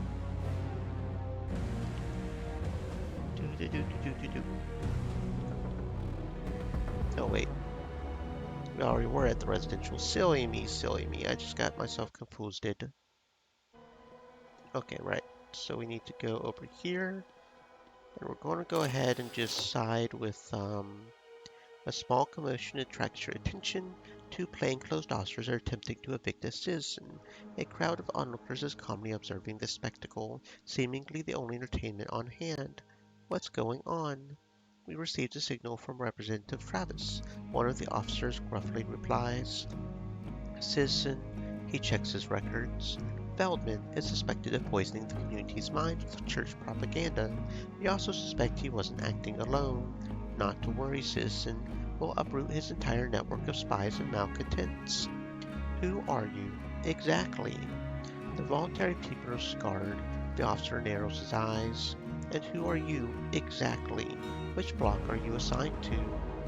I'll ask the questions here, citizen. After all, it's everyone's duty to support political officers in their investigations. Don't you agree? Yes, of course. I didn't know. Because it's not your job to know. It is mine, and that's why I'm here. I assume I can count on your full cooperation. Yes, officer, the man snaps to attention, and a beat later his friend does the same. Now what were you saying about church propaganda? The following items were confiscated from Felder's cell. 1 crucifix, symbol of religious oppression. 1 credit drive, suspected proceeds of his crimes. 1 digital notepad, locked to hide criminal activities. Yet all I see is a man with poor taste in accessories, a bit of cash in his pocket, and a perfectly natural fondness for privacy. Would you care to revise your conclusion? Yes, officer. Yours is a much clearer analysis of the situation. I also see two men attempting to exceed their authority for personal gain, a serious offense. Were I to report this, we would make a donation, the man blurts out, as if pricked from behind with a needle, to show our appreciation for your services toward the cause. Very generous of you. The man exhales heavily and transfers the 2 credit balances over to you. Seeing the actual amount, you understand why the Brotherhood's volunteers resort to such artless thuggery. I don't think that affected the Brotherhood standing, no. It just made our church standing go up by 1, so no reason not to resolve it that way. We get church standing, we don't lose Brotherhood standing, we get some credits. It's just a good thing all around. Okay, what else can we do? See, we got the shops over here. We can steal a scav helmet. I don't think we need the scav helmet. Maybe we do. How's it compare? Nope, definitely not on you. And you've got the same. No, yours is damage, which is different. But still not good enough. Okay, and you've got a damage as well. Got something a little different. So that would be 1 better on projectile, but we'd lose 2 in melee and 1 in energy, so no, not worth it. Okay. Let's see, we do have sneak 4, so we can go ahead and sneak in here. Let's see, sneak on over here. Rob the credit chip of 52 credits.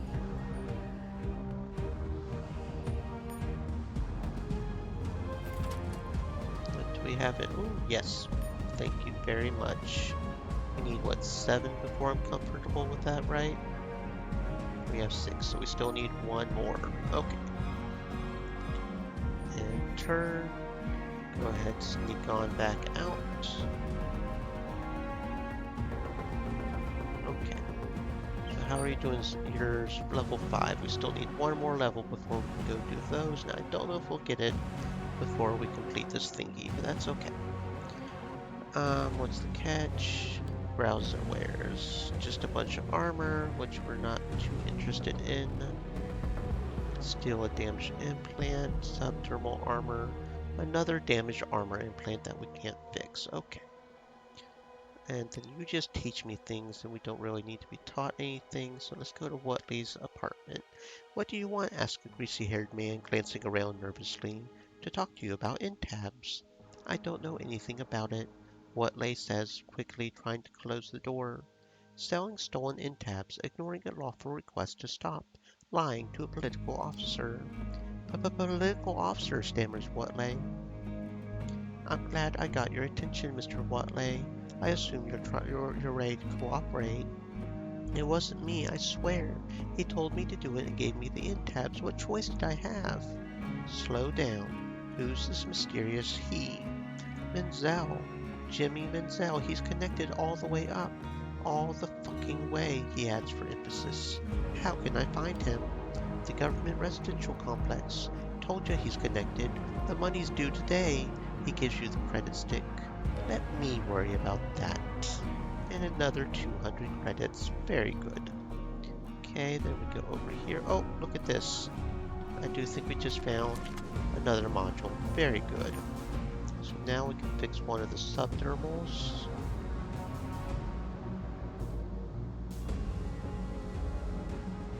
There we go. So we can put that on somebody. We still need another 4 in order to fix one for Evans, to have one on him. But hey, we're doing good.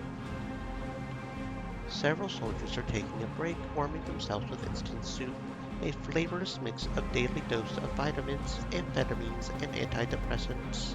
What do we have here? Asked the sergeant, turning around. Just passing through, officer. Why is she talking funny? Asked one of the soldiers. That's how they talk in the pit, 'cause they don't know any better, explains another soldier. What the hell is a cargo rat doing here? Asked the first soldier. That's a damn good question, says the sergeant, giving you a hard look. You a spy, girl? None of your business. Definitely a spy. You made a big mistake coming here. Oh wait, that makes us lose reputation of the Brotherhood? Shit. Well, do I really care? I don't think I care, honestly. Let's just start combat. Because Brotherhood is not what we need to worry about, I don't think. More or less. Probably. Hopefully I don't end up regretting that. Does everybody have their shield on? Faith. Faith. There we go.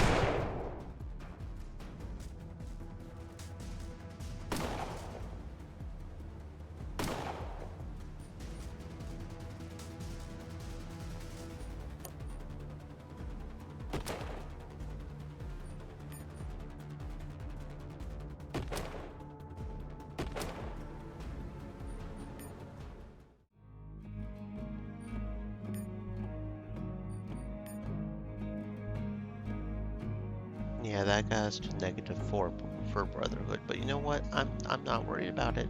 I kind of prefer the combat experience. I'm just not worried about it. Because Brotherhood is one that we have thoroughly explored at this point.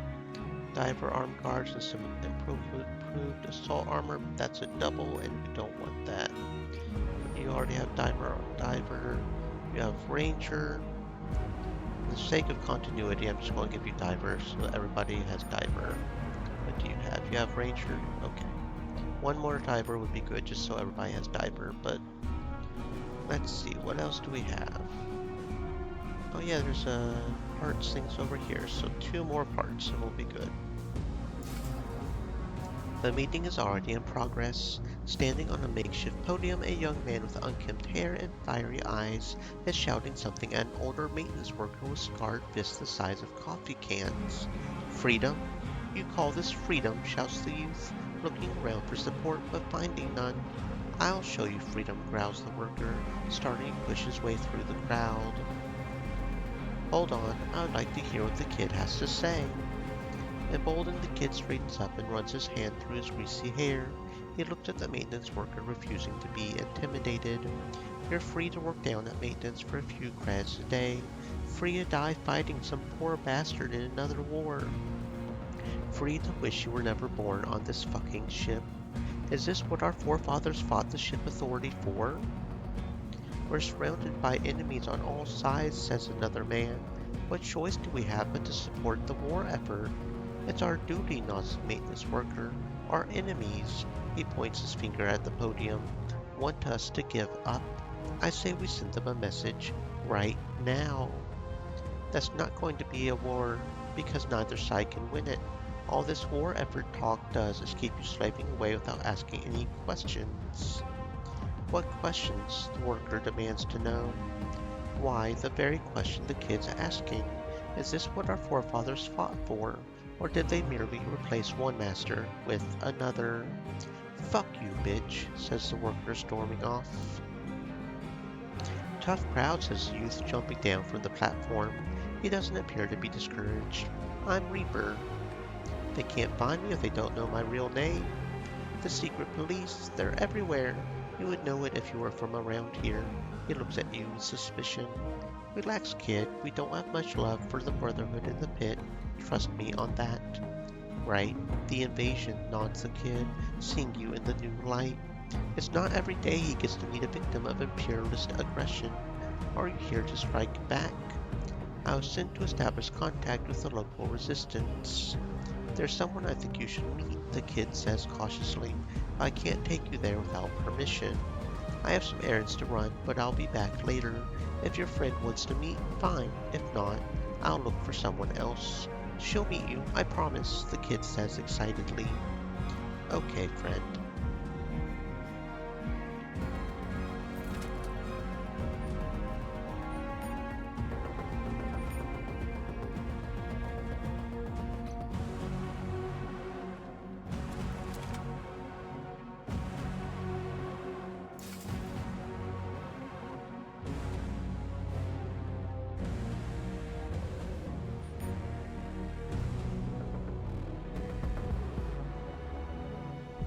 I talked to Watley. He won't be causing any more trouble. Thanks, I owe you. Here, a token of appreciation for Block 17. Thank you. 100 credits, 17 experience. Yep. And then we'll go back over to Anders and let him know that we done talked it. Any news? Excellent. If this thing goes well, next time we'll be talking in my own office. An ambitious man, so what do you want to do about this ringleader? Bring him in for a chat if you can. If he's willing to admit mistakes and work for the good of society, rather than trying to undermine it, we can be most forgiving. If not, well, you know what to do. Yes, I do. State your business. Delivery for Citizen Menzel, second building, 7th floor. Being quick about it. This must be Menzel's place. 2 guards posted outside, probably more inside. Let's see.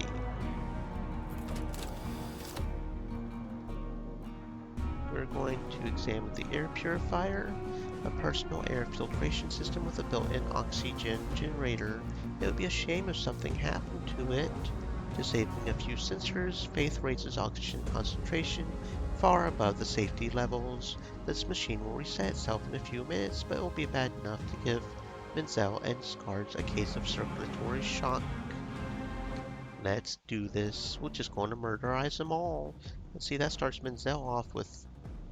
Yeah, that's some good stuff, man.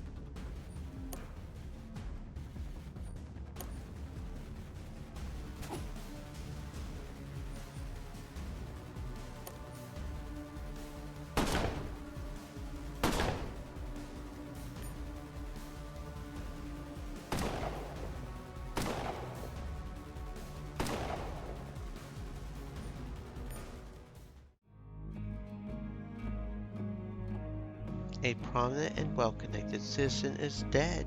One way or another, they will blame a foreigner. How typical. Oh, so we lose reputation for the Brotherhood by doing that. It looks like we're on the track to getting just negative 10, 20 Brotherhood. Negative 20. But you know what? I don't care. We're rising everybody. Spinal, loot all. Was any of that worth it? I don't know. We will see. Looks like there's a lockpick back here we can lockpick. Okay, advisor thingamabob. Looks like we got some elder here we can lockpick. A pistola.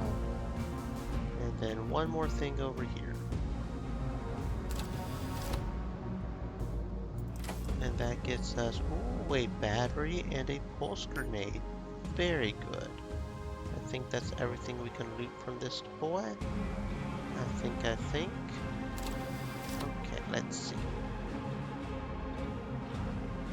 We did get a battery, so that's very good. Some pilot goggles.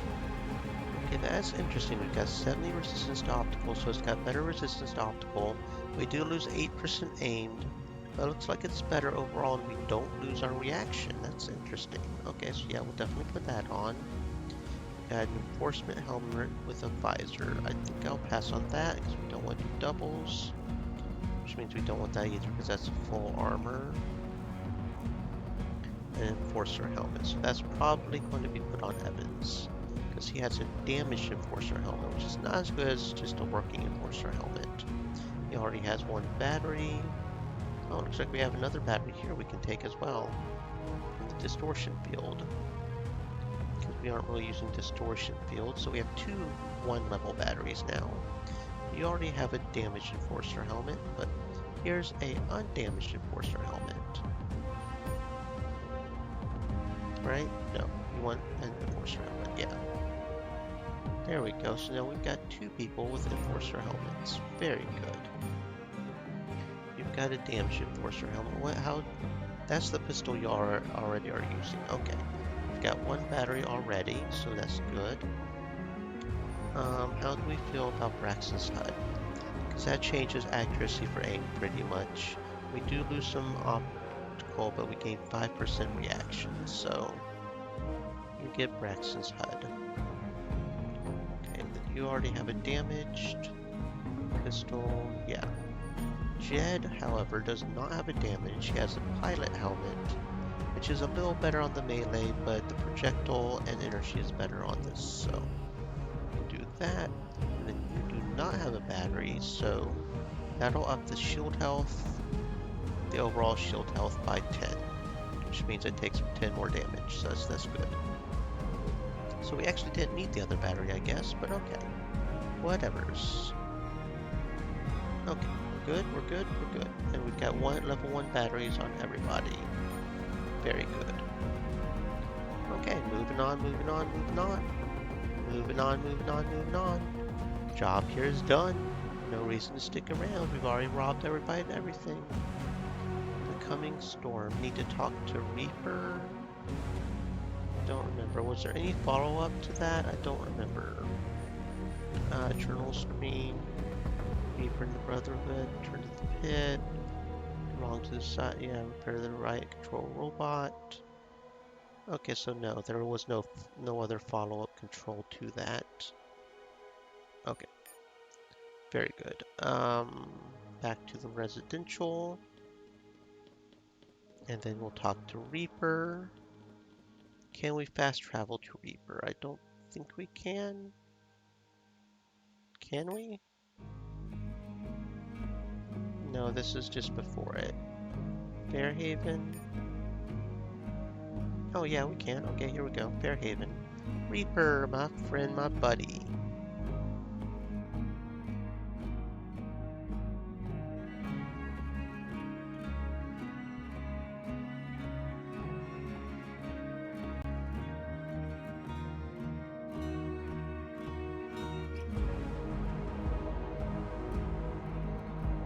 Let's go. They're all waiting, says Reaper, glancing around nervously. Something is wrong here. Maybe you should have another chat with Reaper just in case. You coming or not? Anything you want to tell me before things get ugly? She knows who you are. Someone saw you talking to that pig Anders. Don't worry, I'll tell her you never showed up. How much firepower does she have? A few friends and a turret. We got it as salvage and rebuilt it piece by piece. I would rather disable it first. Where's the control unit? I can show you. Lead the way, you silly filly. I can't imagine she would be happy about you telling us this. Terminal and a generator. What do we have here? An old generator powering up the turret in the other room, and a computer terminal rebuilt from spare parts. Faith. Activate the turret. The turret acquires new targets and opens fire, taking the anarchists by surprise. 2 targets blink out from existence, and then the screen flashes red. Remote override. Let's go in and say hello. Kill her, yells Storm. Though she's young, early 20s you would guess, her eyes burn with righteous fury and anger. Shouldn't have messed with me. Should not have messed with me.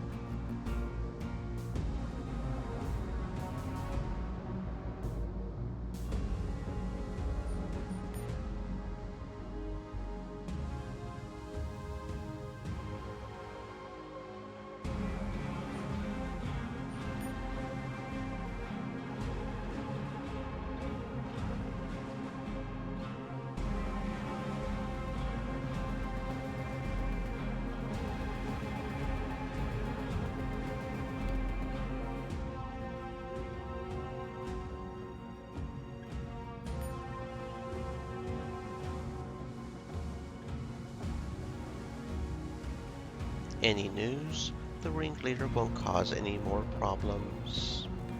You sure? Asked Simon. You nod. Well done then. I think you've earned yourself a meeting with the chairman himself. Why does he want to meet me? He wants to meet a capable outsider, and right now you're at the top of my list. A word of warning, if that's what I think it is, tread very carefully. And what do you think it is? Rumor has it that the chairman had a secret deal with Masson, the Protector's head man. Someone leaked the info to the Protectors, and Masson ended up facing a firing squad. The chairman isn't happy about it, and now he's hiring help from the outside. You see where I'm going with this? No, but I hear the sound of opportunity knocking. Let's go meet the boss.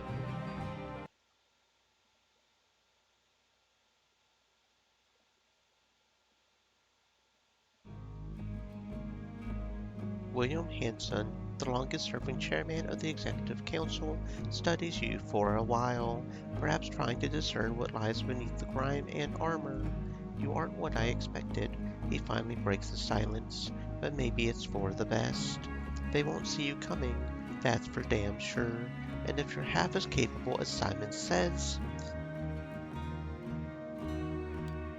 I assume you've heard that Commander Masson was executed for treason. That Stream makes someone on elements. our side. Said. Stay moist, my friends. Hydrate. Someone on my council talked, and not to anyone but to Sheffield himself. This someone is playing a very interesting game, and I would like to know what this game is. Do you have any idea who might have done it? If you're asking who's capable, the answer is all of them. No one makes it to the council without hunger for power and the cleverness to seize it. Who's Sheffield? He's the head of Mission Security, a fancy name for secret police. What exactly do you want me to do? Get the info from Sheffield by any means necessary. How would I find him? Prove yourself useful to them, and sooner or later he'll want to have a chat with you. And if I'm caught, you'll die a hero who's given her life in pursuit of liberty for all. Okay, friends, sure thing. So then that gets us over to the Protectorate. Yeah. Yep. Okay, so then that... Yeah. Now we just need to go to the habitat entrance.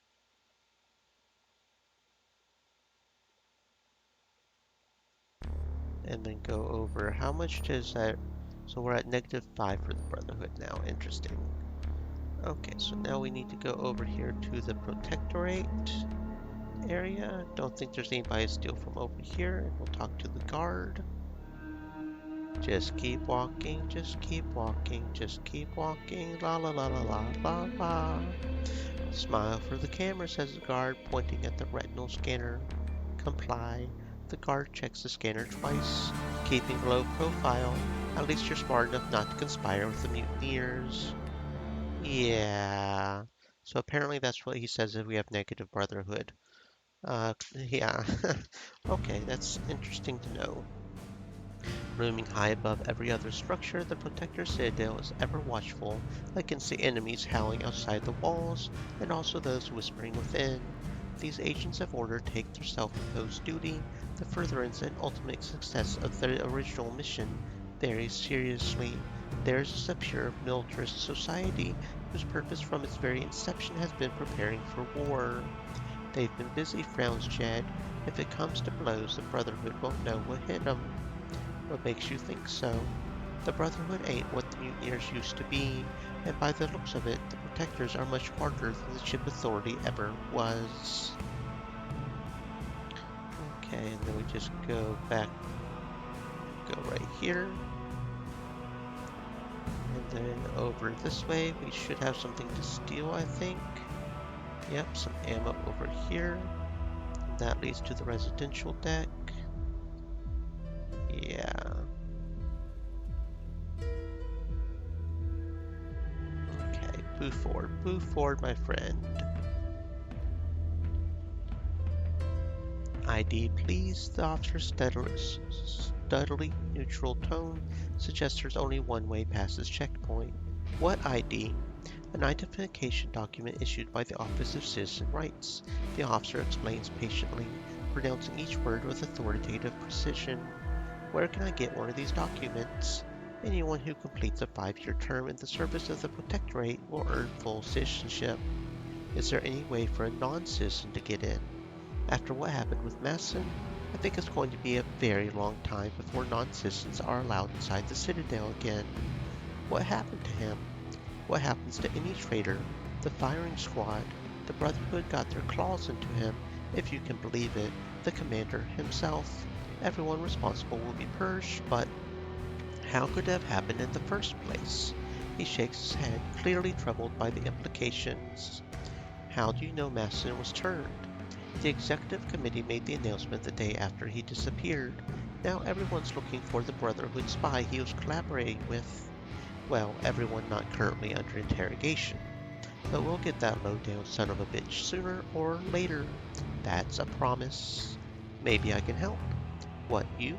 You think there's something you can do that we can't? Well, I don't wear a Protectorate uniform everywhere I go. I would call that a plus. You make a strong point, citizen. Listen, if you can find that spy, you get a pass. I could even put in a good word, see if we can get your papers expedited. That works for you? Sounds fair to me. Who am I working with anyway? The name's John Buford. Officer Buford to you. Now about that spy. We know he's still in the vicinity, which must mean he's gone way down. If he's not a complete idiot, he's trying to get out, but our scanners have all the usual routes covered. Discovers who's smuggling people in and out. There has to be someone, and you'll get our man. Okie dokie. So then we go over here to the residential decks. I'm going to make sure to do my best not to get a negative protectorates. That's going to be a big thing right there.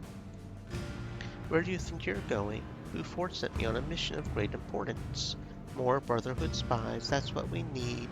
I'm not a Brotherhood spy. Look, I've got -5 with the Brotherhood. Brotherhood don't like me. If I was a Brotherhood spy, I mean, you know, they won't be gunning for me, right? And then there's the maintenance deck over there. One of these gives training in something, I don't know what. Actually, maybe we should pay attention to that.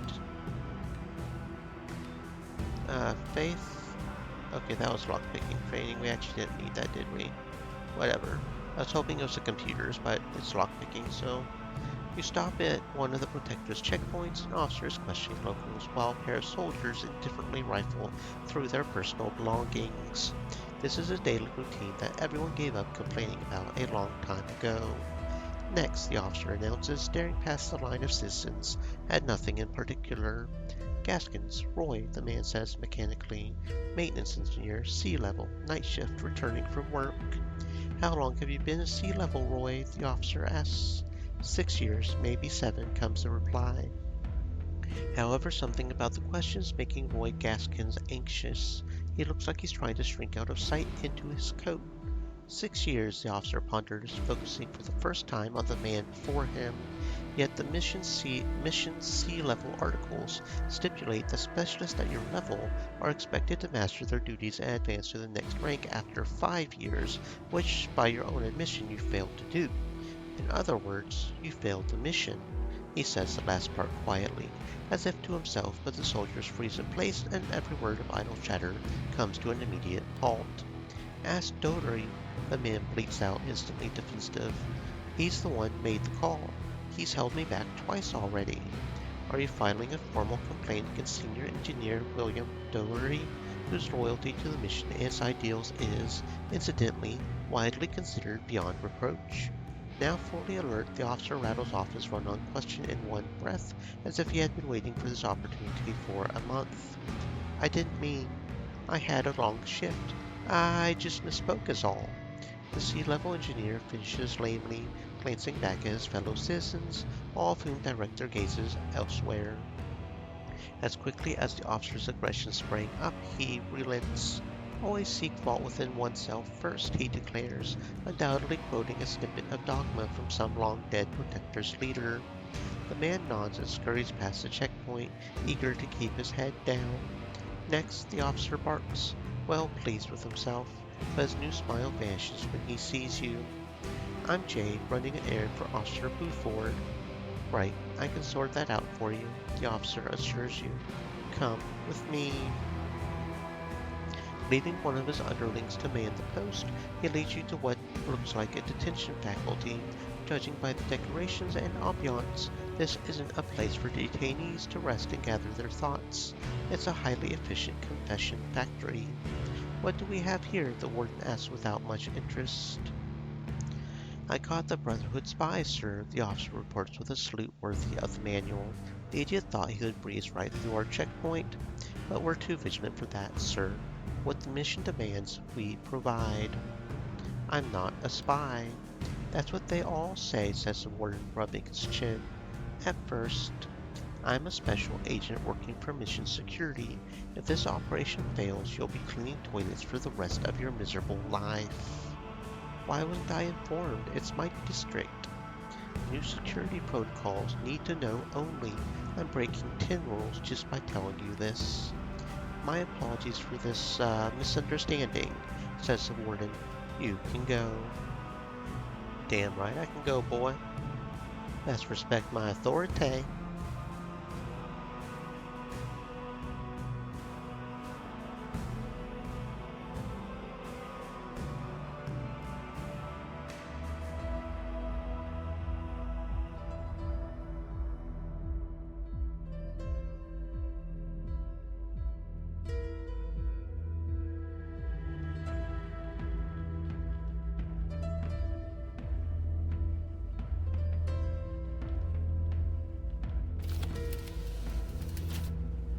Two workers are fixing an old biorecycler long past its service life. Lost your way? Asks the older man. I'm looking for a friend of mine, a new arrival like me, so he should be easy to spot. It ain't our job to keep track of folks coming and going. They drop down the bodies, we feed them to a recycler. Nice and easy. I guess so. The old man nods and goes back to the recycler. The other worker stays looking at you intently. This friend of yours, what did you say his name was? He isn't exactly a friend, but he's in trouble and needs my help to get out. How do I know you're telling the truth? Son, do you know what the punishment is for harboring dangerous criminals? It won't be just you, but your entire family. I'm not harboring anyone, the man says angrily. Well, you know where he is, and now you have a choice to make. Stay silent and pay for another man's crimes, prove your loyalty to the mission, and change your life forever. He's in the storage room not far from here. He gives you a key card. Thank you very much. Open this up. And you know what I realized? We have never gone over here and talked to this boy. We have never gone over here and talked to him. How's it going for him, man? One of the maintenance crews is enjoying a break from hard labor. A bottle of Victory, cheap local bourbon, suggests they aren't planning to go back to work anytime soon. An access card is lying on the table, too close to the bottle. What do you want? Asks the foreman, trying to decide if you're friend or working man or foe. Oh, so that's probably a way to get the access card for sneaking if we sneak over here. I see. Okay, but we'll just go over here, fix the keypad, and I think we'll just murder this guy for the combat experience. Because it would probably be only for the Brotherhood if we didn't. Which we don't care about. I hear you've been looking for me. A silhouette separates itself from the shadows. You can see it's a man, and that's all you can see. What happened between you and Matheson? He thought it was time to bury the hatchet between the Protectors and the Brotherhood. The Executive Committee buried him instead. Do you expect me to believe that the commander of the Protectors' military wanted to negotiate with the enemy? I don't care what you believe. If you don't like the truth, you can always go back to their propaganda broadcasts. The Executive Council says Matheson was working for the Brotherhood. If they admit that Matheson wanted peace, people would start asking questions. No one in authority likes questions. If the Executive Council is that powerful, why would Matheson risk his life talking to the Brotherhood? You would have to ask him that. I'm just a messenger, not his confidant. Now let me ask you something. Are you here to kill me or help me escape? Sorry, friend, Nothing personal. The Protectors really want you dead.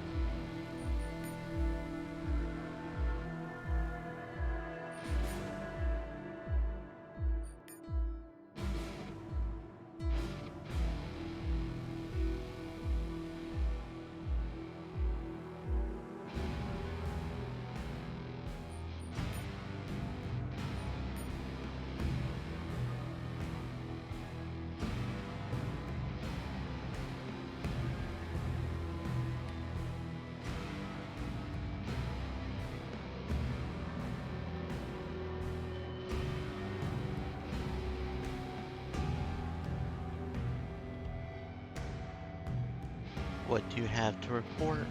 Your spy is dead. That was fast, Buford says, surprised. Wait here while I report it. He goes into the security booth and reappears in less than a minute. It's your lucky day, Cargo Rat. The new commander wants to talk to you. What are we waiting for?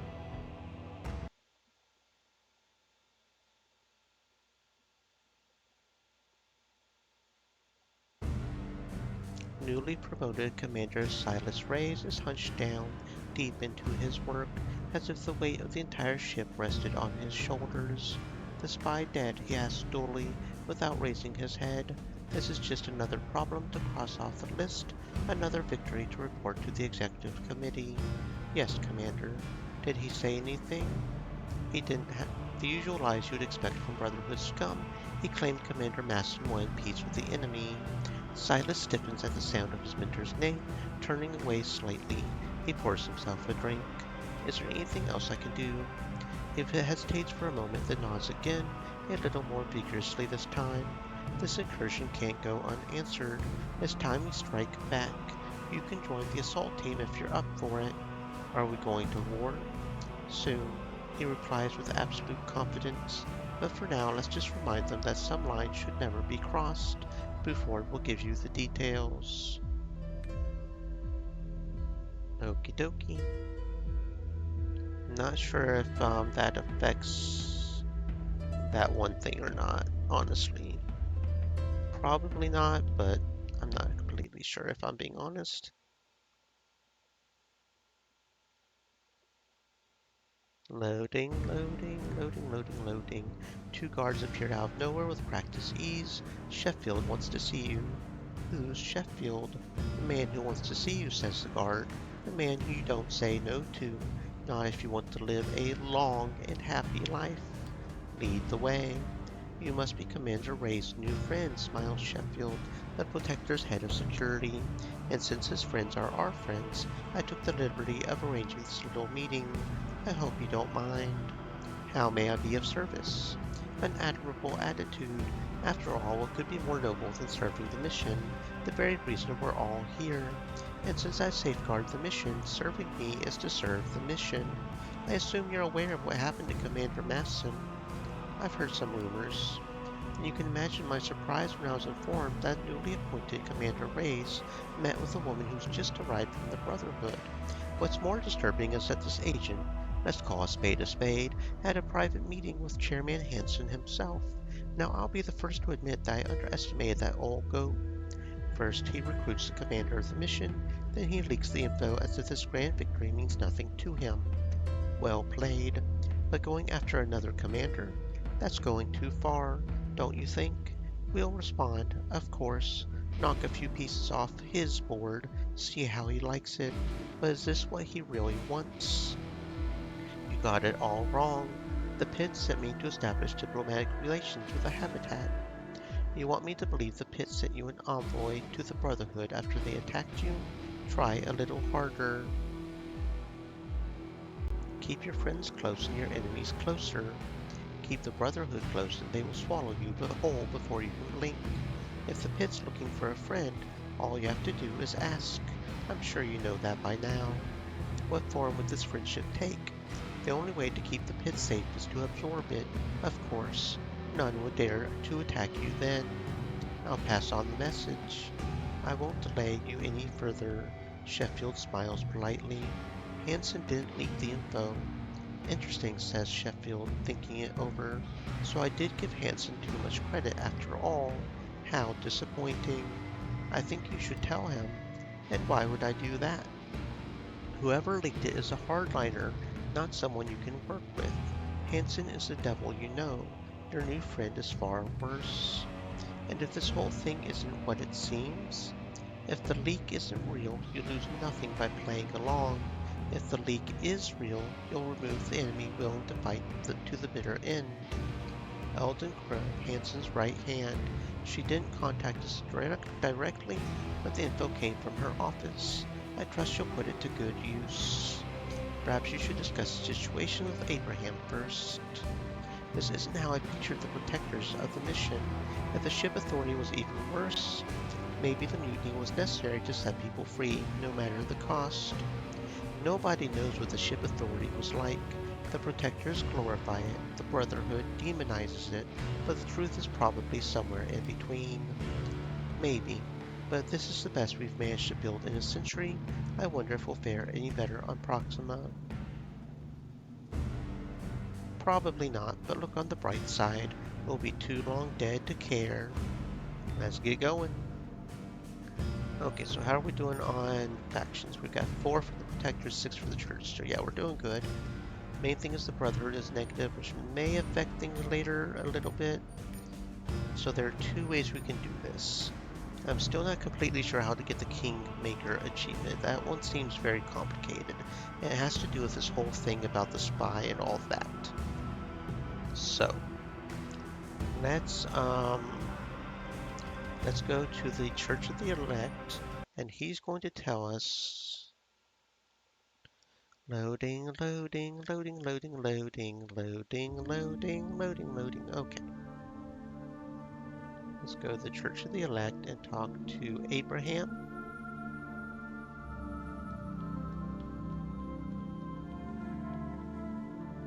Did His Holiness summon you? The guard asked skeptically. Yes. Have a blessed day. Okay. What news do you bring me? Tell him what you learned from Sheffield. Eden Crow, says Abraham, as if tasting the words and finding them to his liking. Hansen looked for the traitor among the weakest, but it's the strongest who have the purest faith and conviction to do what they must. Decades serving the church have taught me as much. Wait here. Upon his return, Abraham gives you a data drive, the evidence to clear Eden Crow of any wrongdoings, if and only if she accepts our offer of friendship. And if she doesn't, if she would rather die a martyr, there's nothing anyone can do about it. Okie dokie. Okay. So this is where things start getting complicated. Let's see, we need to leave first.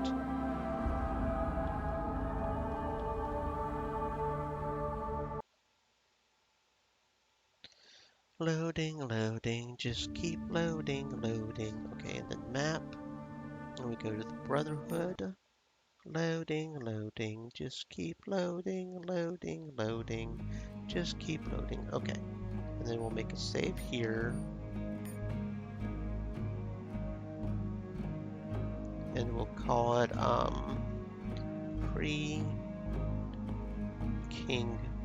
making save. Okay. So now we need to go talk to, what's his name?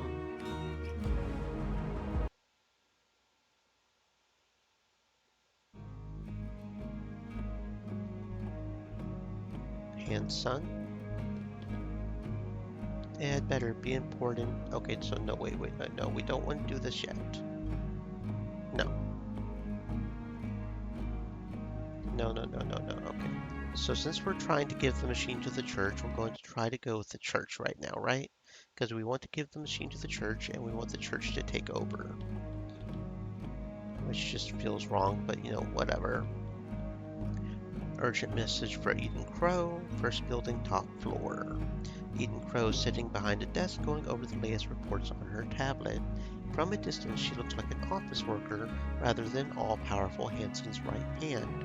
The only indication of her position is the presence of heavily armed guards in her office. You have 5 minutes, says Eden, not lifting her eyes off the tablet. Hansen knows it was you. She stiffens and slowly puts the tablet down. Go on, she says calmly. If you have some fight left in you, the church is willing to back you up. Contrary to what Hansen thinks, I'm no traitor, Eden says sharply. Abraham isn't asking you to betray your ideals. If anything, he finds your convictions laudable. And the prospect of peace between us and the Protectors terrifying. Because he knows it won't last. Like the ship authority, the Protectors only want one thing, to exert their control over everyone on the ship. You're preaching to the choir, but we both know that.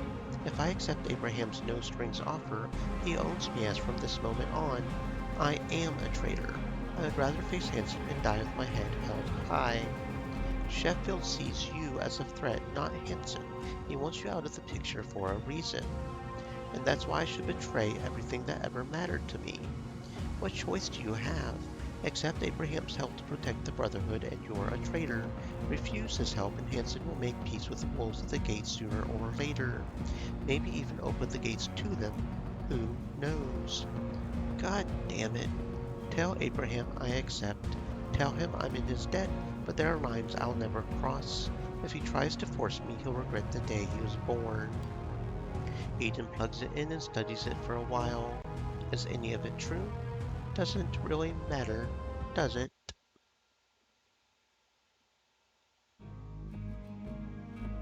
Okay, so we do still need to talk to Hansen, or... Yeah, we need to report to Hansen, okay. But we can't tell him that it was Eden. Or we do? Info to save you. Do we report it was Eden? Turn to Hansen, tell him what transpired. Jonas, soldier, Almond, key of the future. So we do talk to him? Time to control.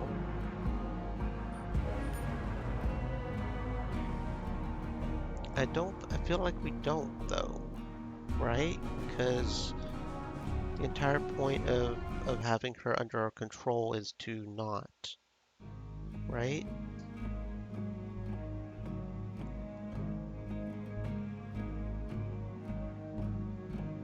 So I'm going to go to the Protectors, and I'm going to do Buford's mission for the combat experience, and then I'll go offer it to the church.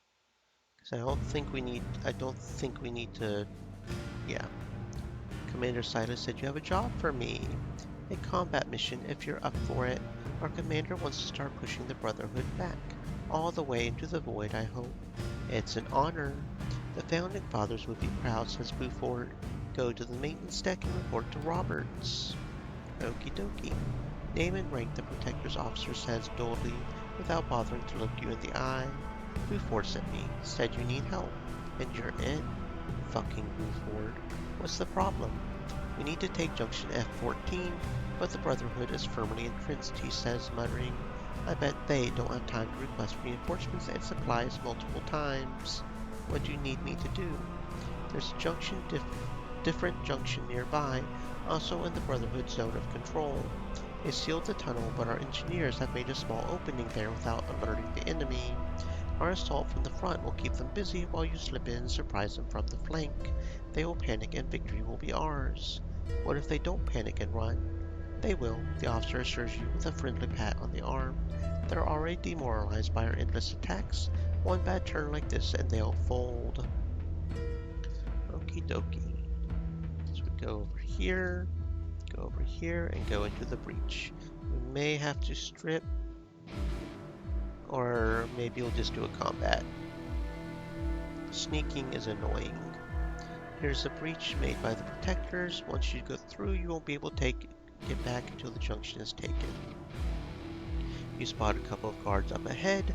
Best take them out quietly or they'll alert their friends and you'll have a shit show on your hands. To hell with caution. Let's wipe these fucks out. Why does it keep putting Faith on the back row? That's getting really annoying.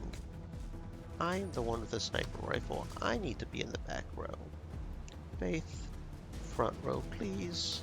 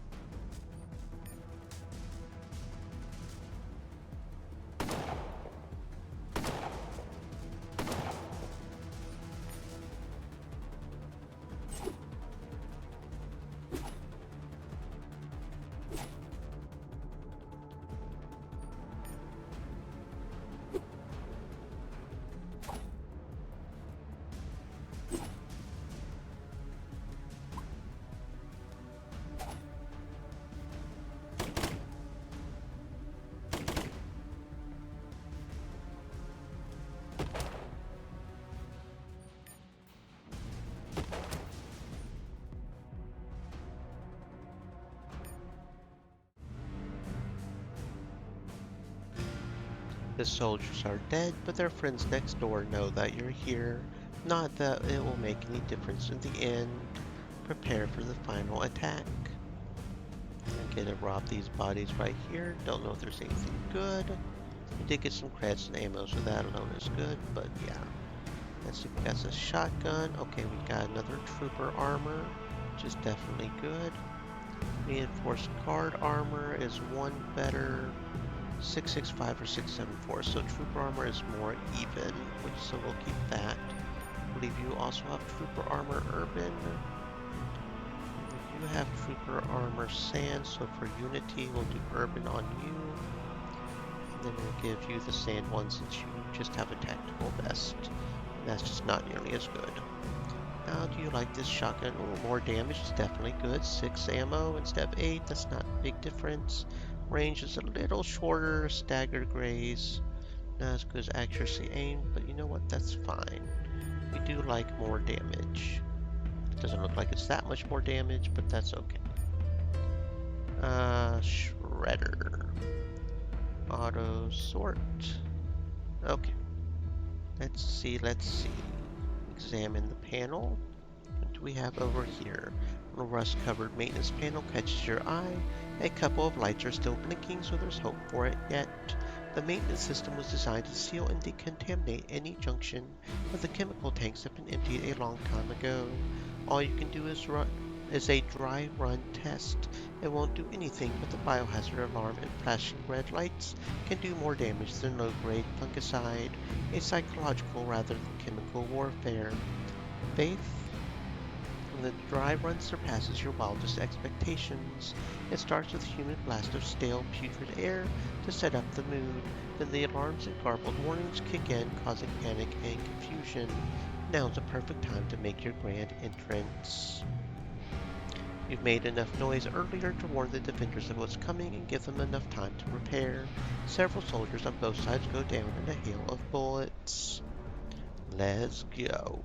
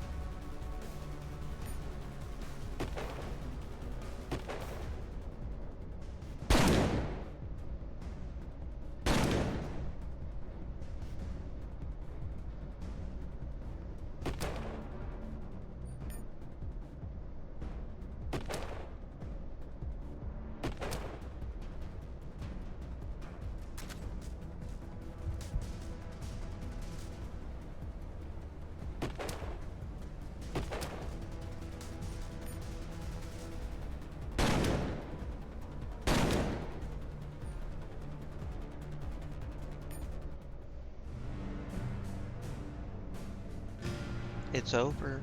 The prized Junction F-14 is under Protector's control now.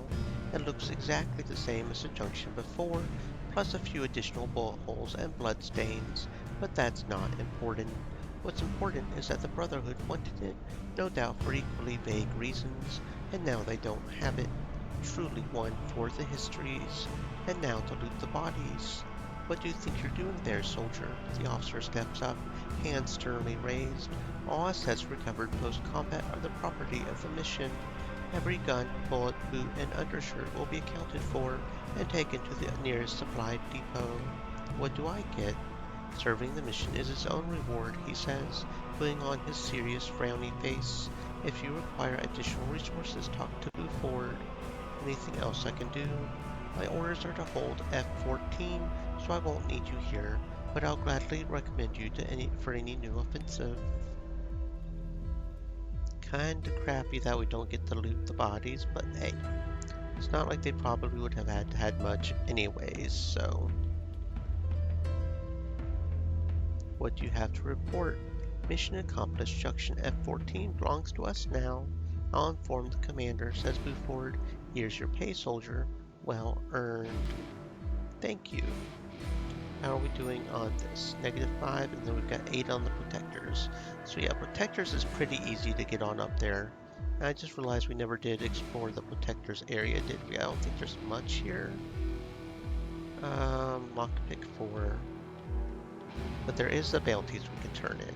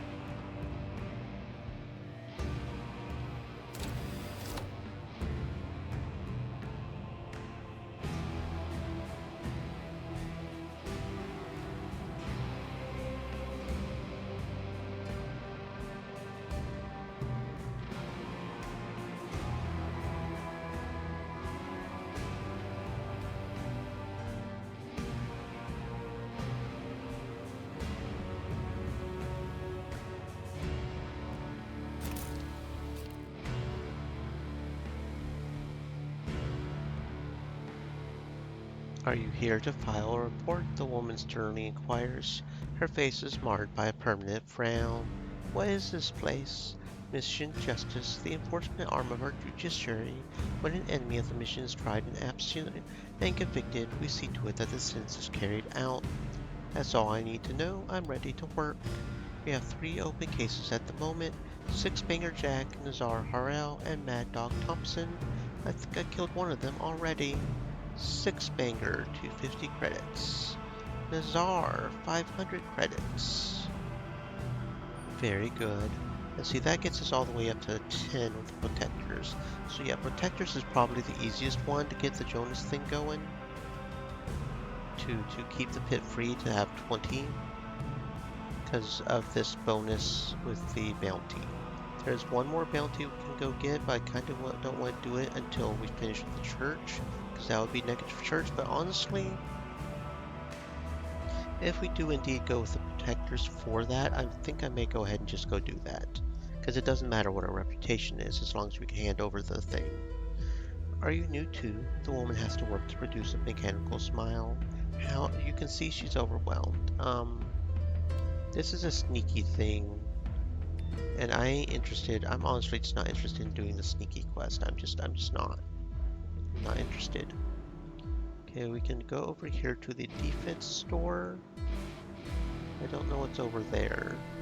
I've never seen that before. Have I ever been over there? Why can't we talk to this guard? Okay, don't know what's up with that. But there's a civil defense store. Maybe they'll have something. The lockpick, and then that's the archive that doesn't have anything because they're ignorant. Steal some ammo. Do you have anything good? You don't have what I need. Okay. Go over here. Lockpick. I think that's got that covered. Oh, look at that. We found one. I may go ahead and fix it. That. Oh, actually, we already have one fully made. When did we get one fully made? I don't remember. We do have one on... Oh, I never put it on me. Okay. Well, yeah, we're definitely going to have to find a medical device, put the armor on me. And I think I'm going to go ahead and fix another one so we can put it on Faith. So it's just a little low on the modules than I prefer, but you know what? It's going to be okay. So we'll go over here to the med bay and do that. There's nowhere else we can go, right? I don't think so. Okay. Steal whatever they've got to steal, because there's always at least one thing to steal. Some regen, very good. Okay, install implants on myself. Accept the waivers, subdermal armor. Confirm. We can't do the cortex because we just don't have enough implants, but that's okay. We've got the spinal, or was it subdermal? I think it was the subdermal that we needed for the landing the ship, but we need a chip to upgrade it. Don't remember if we got the chip or not. Okay, Faith. Install implants, Faith. Oh, was it not? Was it Evans? Evans. Okay, install the subdermal armor. There you go. Very good. So that's got me with everything except for the motor. Don't remember what the motor does. That's reflexes or something, right? Motor, cortex, dexterity. Okay. That's okay though. We can do without the dexterity. That's fine. And that's got Evans maxed out because he's already got the perk for the thing. And that's got her maxed out, I think. I think the only one who could do another one is Jed, maybe? In which case we would probably do a data jack, unless we can do a subliminal, but... Did we already give Jed a... bionic? Bionic. Oh no, we are. Okay, so we're all good on the implants. We're all good on the implants. We've got all the implants we could possibly do. Now we just need the upgrade chips, which, you know, that's just a matter of finding the chips and remembering to come back here and upgrade them.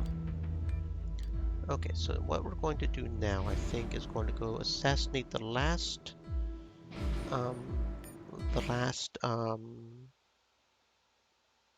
assassination target over in the church. That will lose us some church, but I don't think it'll be enough to make us not be able to hand over the thing, and that'll just preempt us to have so much good Brotherhood stuff for when we do the Brotherhood, because the Brotherhood will be the easiest one to make sure we do the Evans. So even if we don't, because we could get more points with the Evans if we have Moses join him, but I think we'll have enough even without, all things considered, especially if we do all the bounties to do that. Several soldiers are moving door to door looking for draft dodgers and other delinquents. Do you live here? No, but a vagrant then, says the officer, shaking his head. Are you pleading Corinthians 10:31 defense? The what now? I take it as a no. Write it down, Isaac. The suspect waived her rights and surrendered herself to the mercy of the tribunal. I did no such thing. Fine, strike it down, Isaac. The subject rejected the mercy of the tribunal and will be prosecuted to the fullest extent of the law. If I refuse, then you'll be committing a serious crime. You'll be committing a crime when I kill you.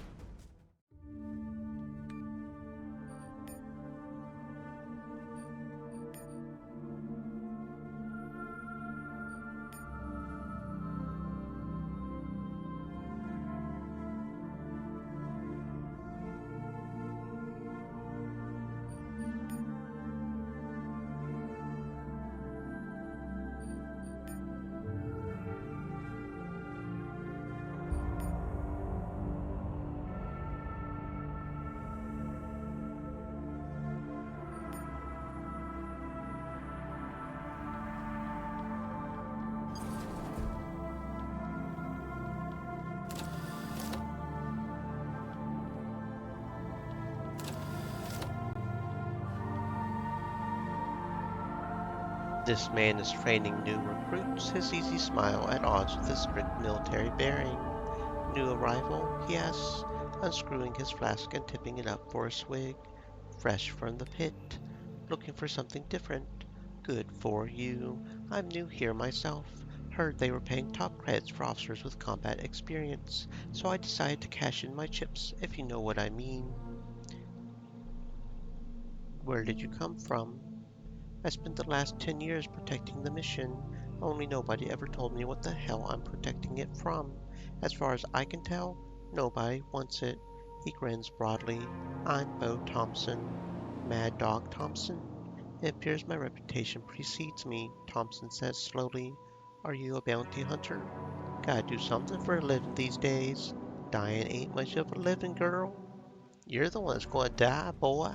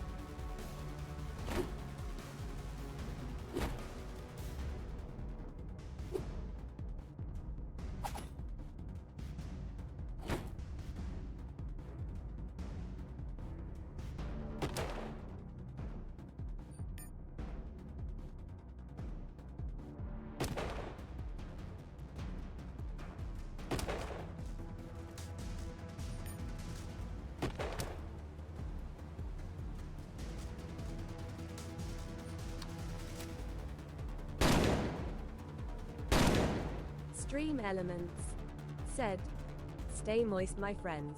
Hydrate."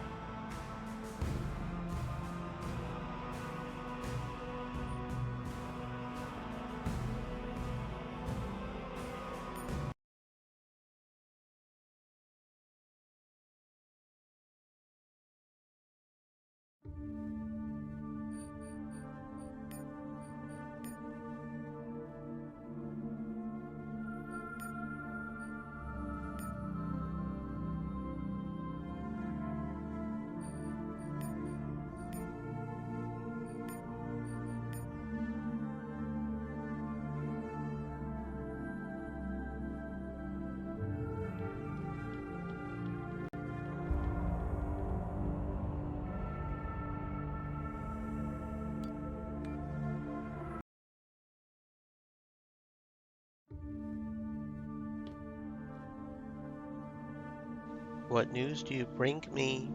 Offer the life support machine to the church. Praise the Lord, Abraham softly declaims, folding his hands in prayer. The devil and his hounds have finally met their doom. Wait, he suddenly says with a frown. Do you know for a fact this machine actually works? Has it been tested? Not yet, but it's in perfect condition. Every light switch and gauge is in working order. Ever does the devil speak false promises, Abraham snaps back, tempting us to waste our energies ferreting out his deceit. We can't make a move until this device is confirmed operational. Brother Matthias will go with you. He'll be an excellent helpmeet on your journey. I'm sorry, what journey are we talking about? Where am I supposed to be going? House Ecclesiastes for starters, or do you have know how to assemble that old earth machine yourself? Don't worry, they won't turn away an agent of the church on such an important mission. There's another matter I would like to discuss. It's about the machine. Okay. I'm Brother Matthias, says the churchman, waiting for you outside. I'm to be your traveling companion. His gentle smile is in sharp contrast to his hard eyes and military bearing. It seems I have no choice but to welcome you, brother. When a man serves a higher cause, his cause, he sets aside mortal whims and does what needs to be done. The devil must have wanted your wondrous machine for his servants, but you resisted temptation. You choose the church. This was a choice that mattered, sister. I suppose Abraham wants you to be his watchdog. I will aid you when you falter. Again he smiles kindly, and I will stand with you against the gathering forces of darkness. Together we will prevail. Gathering forces of darkness sounds rather ominous. Do you expect trouble?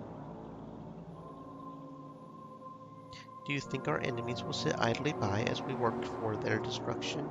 Whatever we do, word of this momentous discovery will get out, and when it does, you'll be the most wanted woman on the ship. Dead or alive, as the expression goes. But why bother taking you alive when killing you will pay just as well? I'm here to keep you alive long enough to complete your holy mission. Excellent, let's go. I have to make some arrangements first. Let's meet near the entrance to the ECLSS. Are we fighting for the church now? Evans grows stronger. Faith and Jed doesn't like it. Nothing personal, it's business. Probably the best way to look at it. Choosing between bad and worse is never easy, especially when you don't know which is which. Time will tell. Everyone's lives are at stake. It's nothing but business to you. We do what we have to do to survive. Better be good money in it. What's done is done. Let's go see the monks now. Okay. And so we have stood by the church, and we will help them ascend to power. Ultimate power. They will rule over the ship while we stay in orbit above the promised ground. Okay, off to the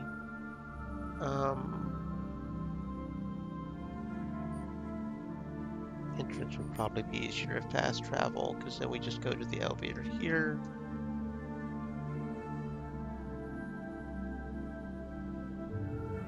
And the maintenance deck is right here.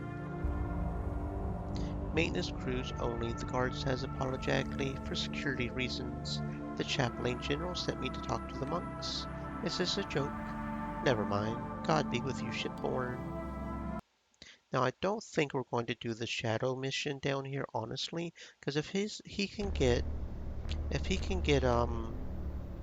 into that one area without us having to do that super annoying stealth mission, we're just not going to do the stealth mission. You're standing on a platform suspended above the ship's underbelly. Here is the vast maze of dilapidated machinery that's kept each generation alive for the past 4 centuries. And there's the ECLSS, the Environmental Control and Life Support System, a humongous pyramidal structure from which soars an impossibly tall tower. The ship's central life support station is flanked by 4 heavily fortified maintenance hubs, claimed by the factions of the habitat. The cacophony rising from beneath your feet makes it difficult to concentrate, and the haze of toxic smelling fumes floating above the machinery obscures much of the details on the ground. It's hard to imagine anyone but the monks being able to operate at this industrial hell. Hell of a place. That it is. Most folks don't realize we're one accident away from sudden inglorious death. God will not allow it to happen. How did the monks endure this for centuries? I know they aren't fully human, but still, isn't that what they were designed to do? Better than the habitat, if you ask me. He just does not like the habitat, and we've got a feat we can assign for Jed. What do we want now? What do we want now? AP cost of reload could be good. 12 initiative, action points in the first turn. Party members get accuracy and crit chance. Artful Dodger's a pretty good one. Evasion plus 12, 30% of hits are covered. Razors, 72 misses. So see, it's like we have a 30% chance even if we are hit for it to be a raise. 72 misses.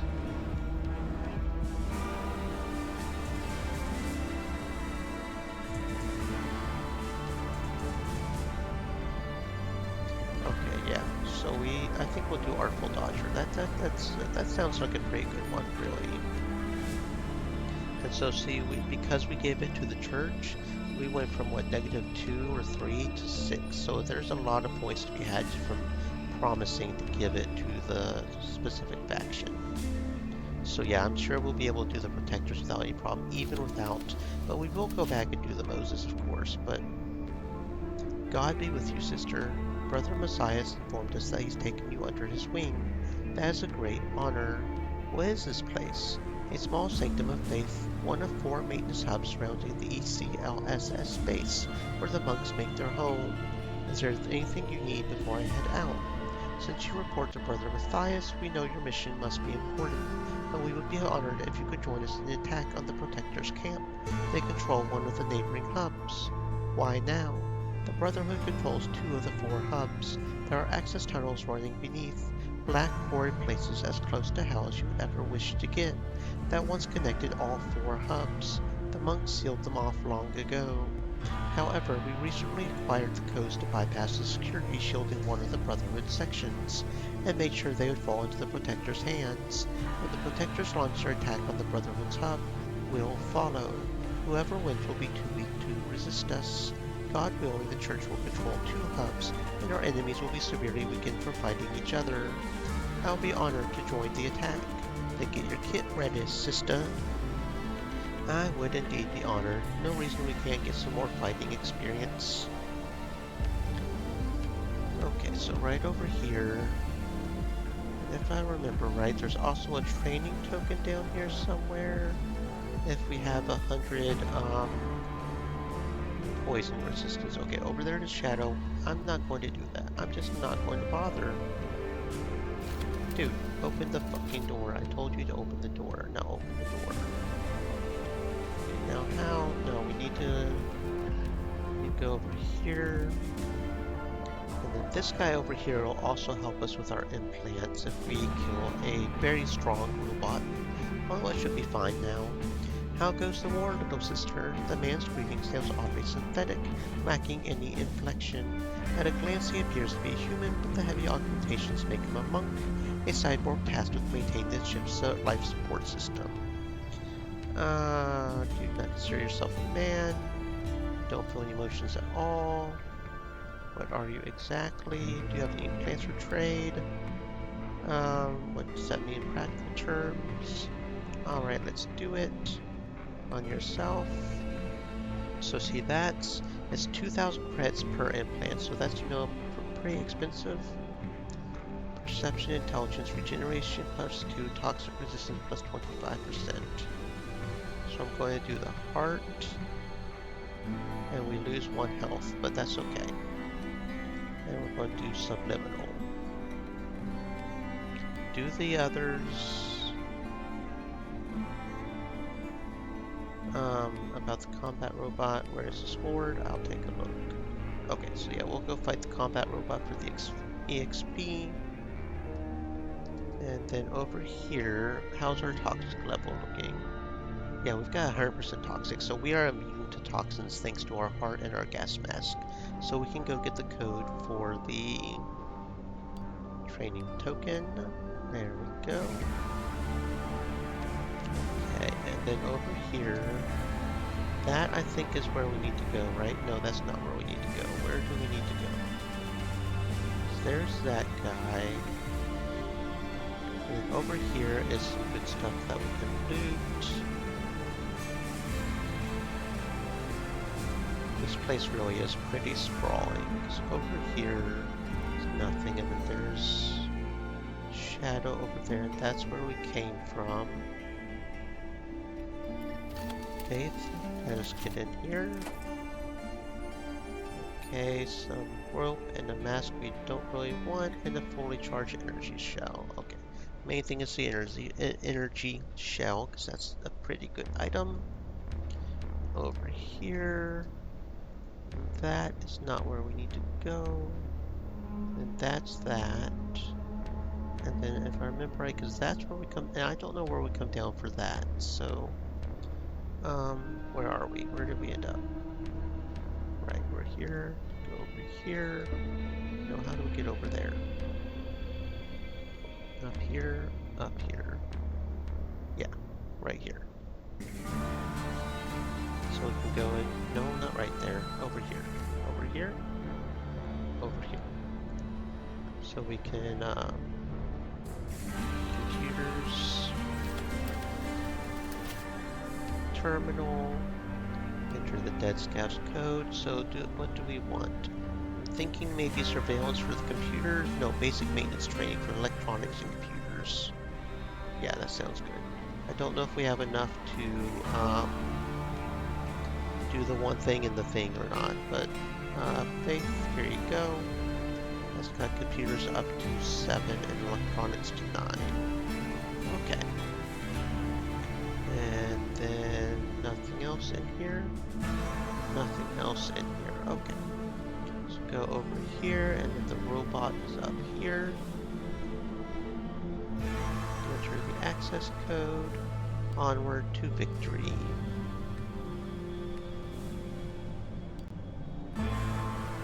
Okay. Yeah, we want the Desperado 1, 2, and 4 initiative. Yeah. Main reason we want to do it is because Evans gets that Desperado stat, which is very nice because we do love our reactions. Might as well have everybody on the front lines. Actually, I may put Jed and Faith over here to make sure they can walk up there and do their thing.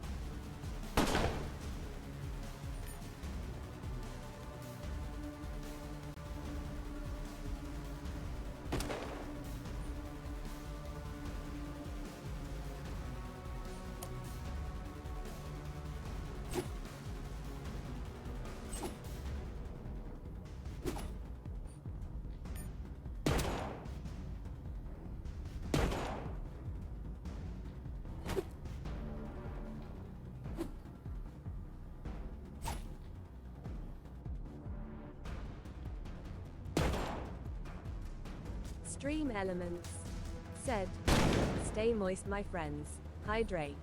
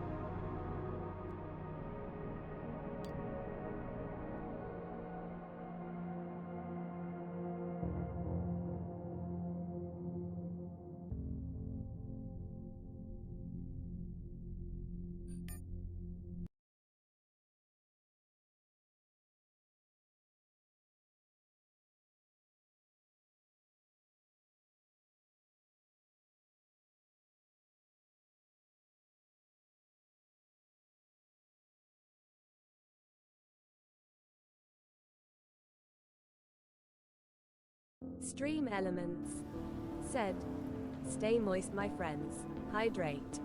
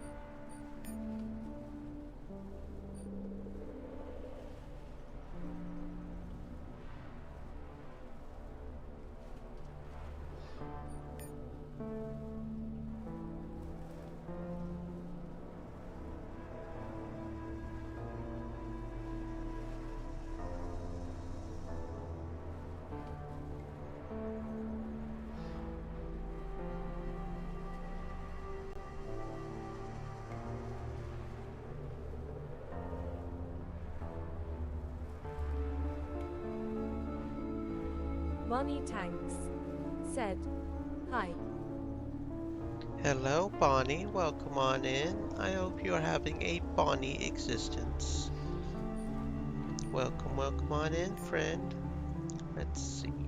Gotta get that poison resistance up, because if we don't, it's gonna be bad. We can probably still put the helmet on, so that's good to know. But both Faith and Evans don't have a heart, so you're already at 75%. So if I put a better breather on you, you got a hazmat. Do we have a better breather for you? Don't know. No, probably not. Okay. So I won't worry about Jet too much. 80, 80, and 75. Okay. So the main thing is those two.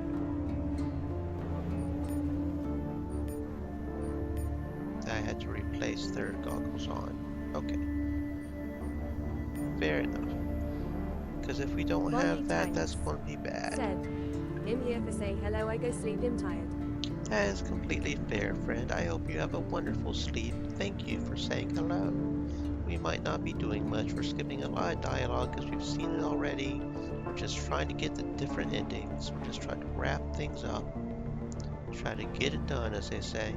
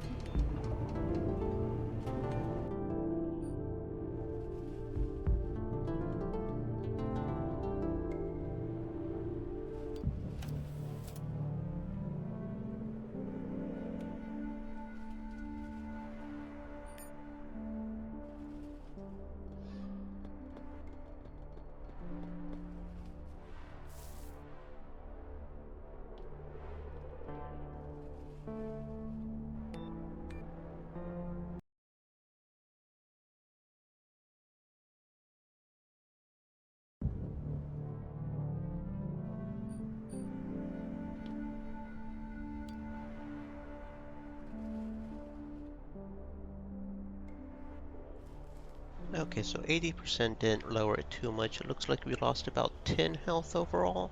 That's not too bad. Okay, we mostly protected ourselves. That's good. So we don't have to worry about fighting in here too much. Not that there's too much fighting, I don't think. There are some fights we could avoid, but if we can get the fight experience, we might as well get the fighting experience. Let's go. Main thing are the creepers. Those guys are just so annoying with their health regeneration. Those guys are kind of tough, and we will definitely avoid the psychic guys, because those are just too dangerous. Those are just too dangerous.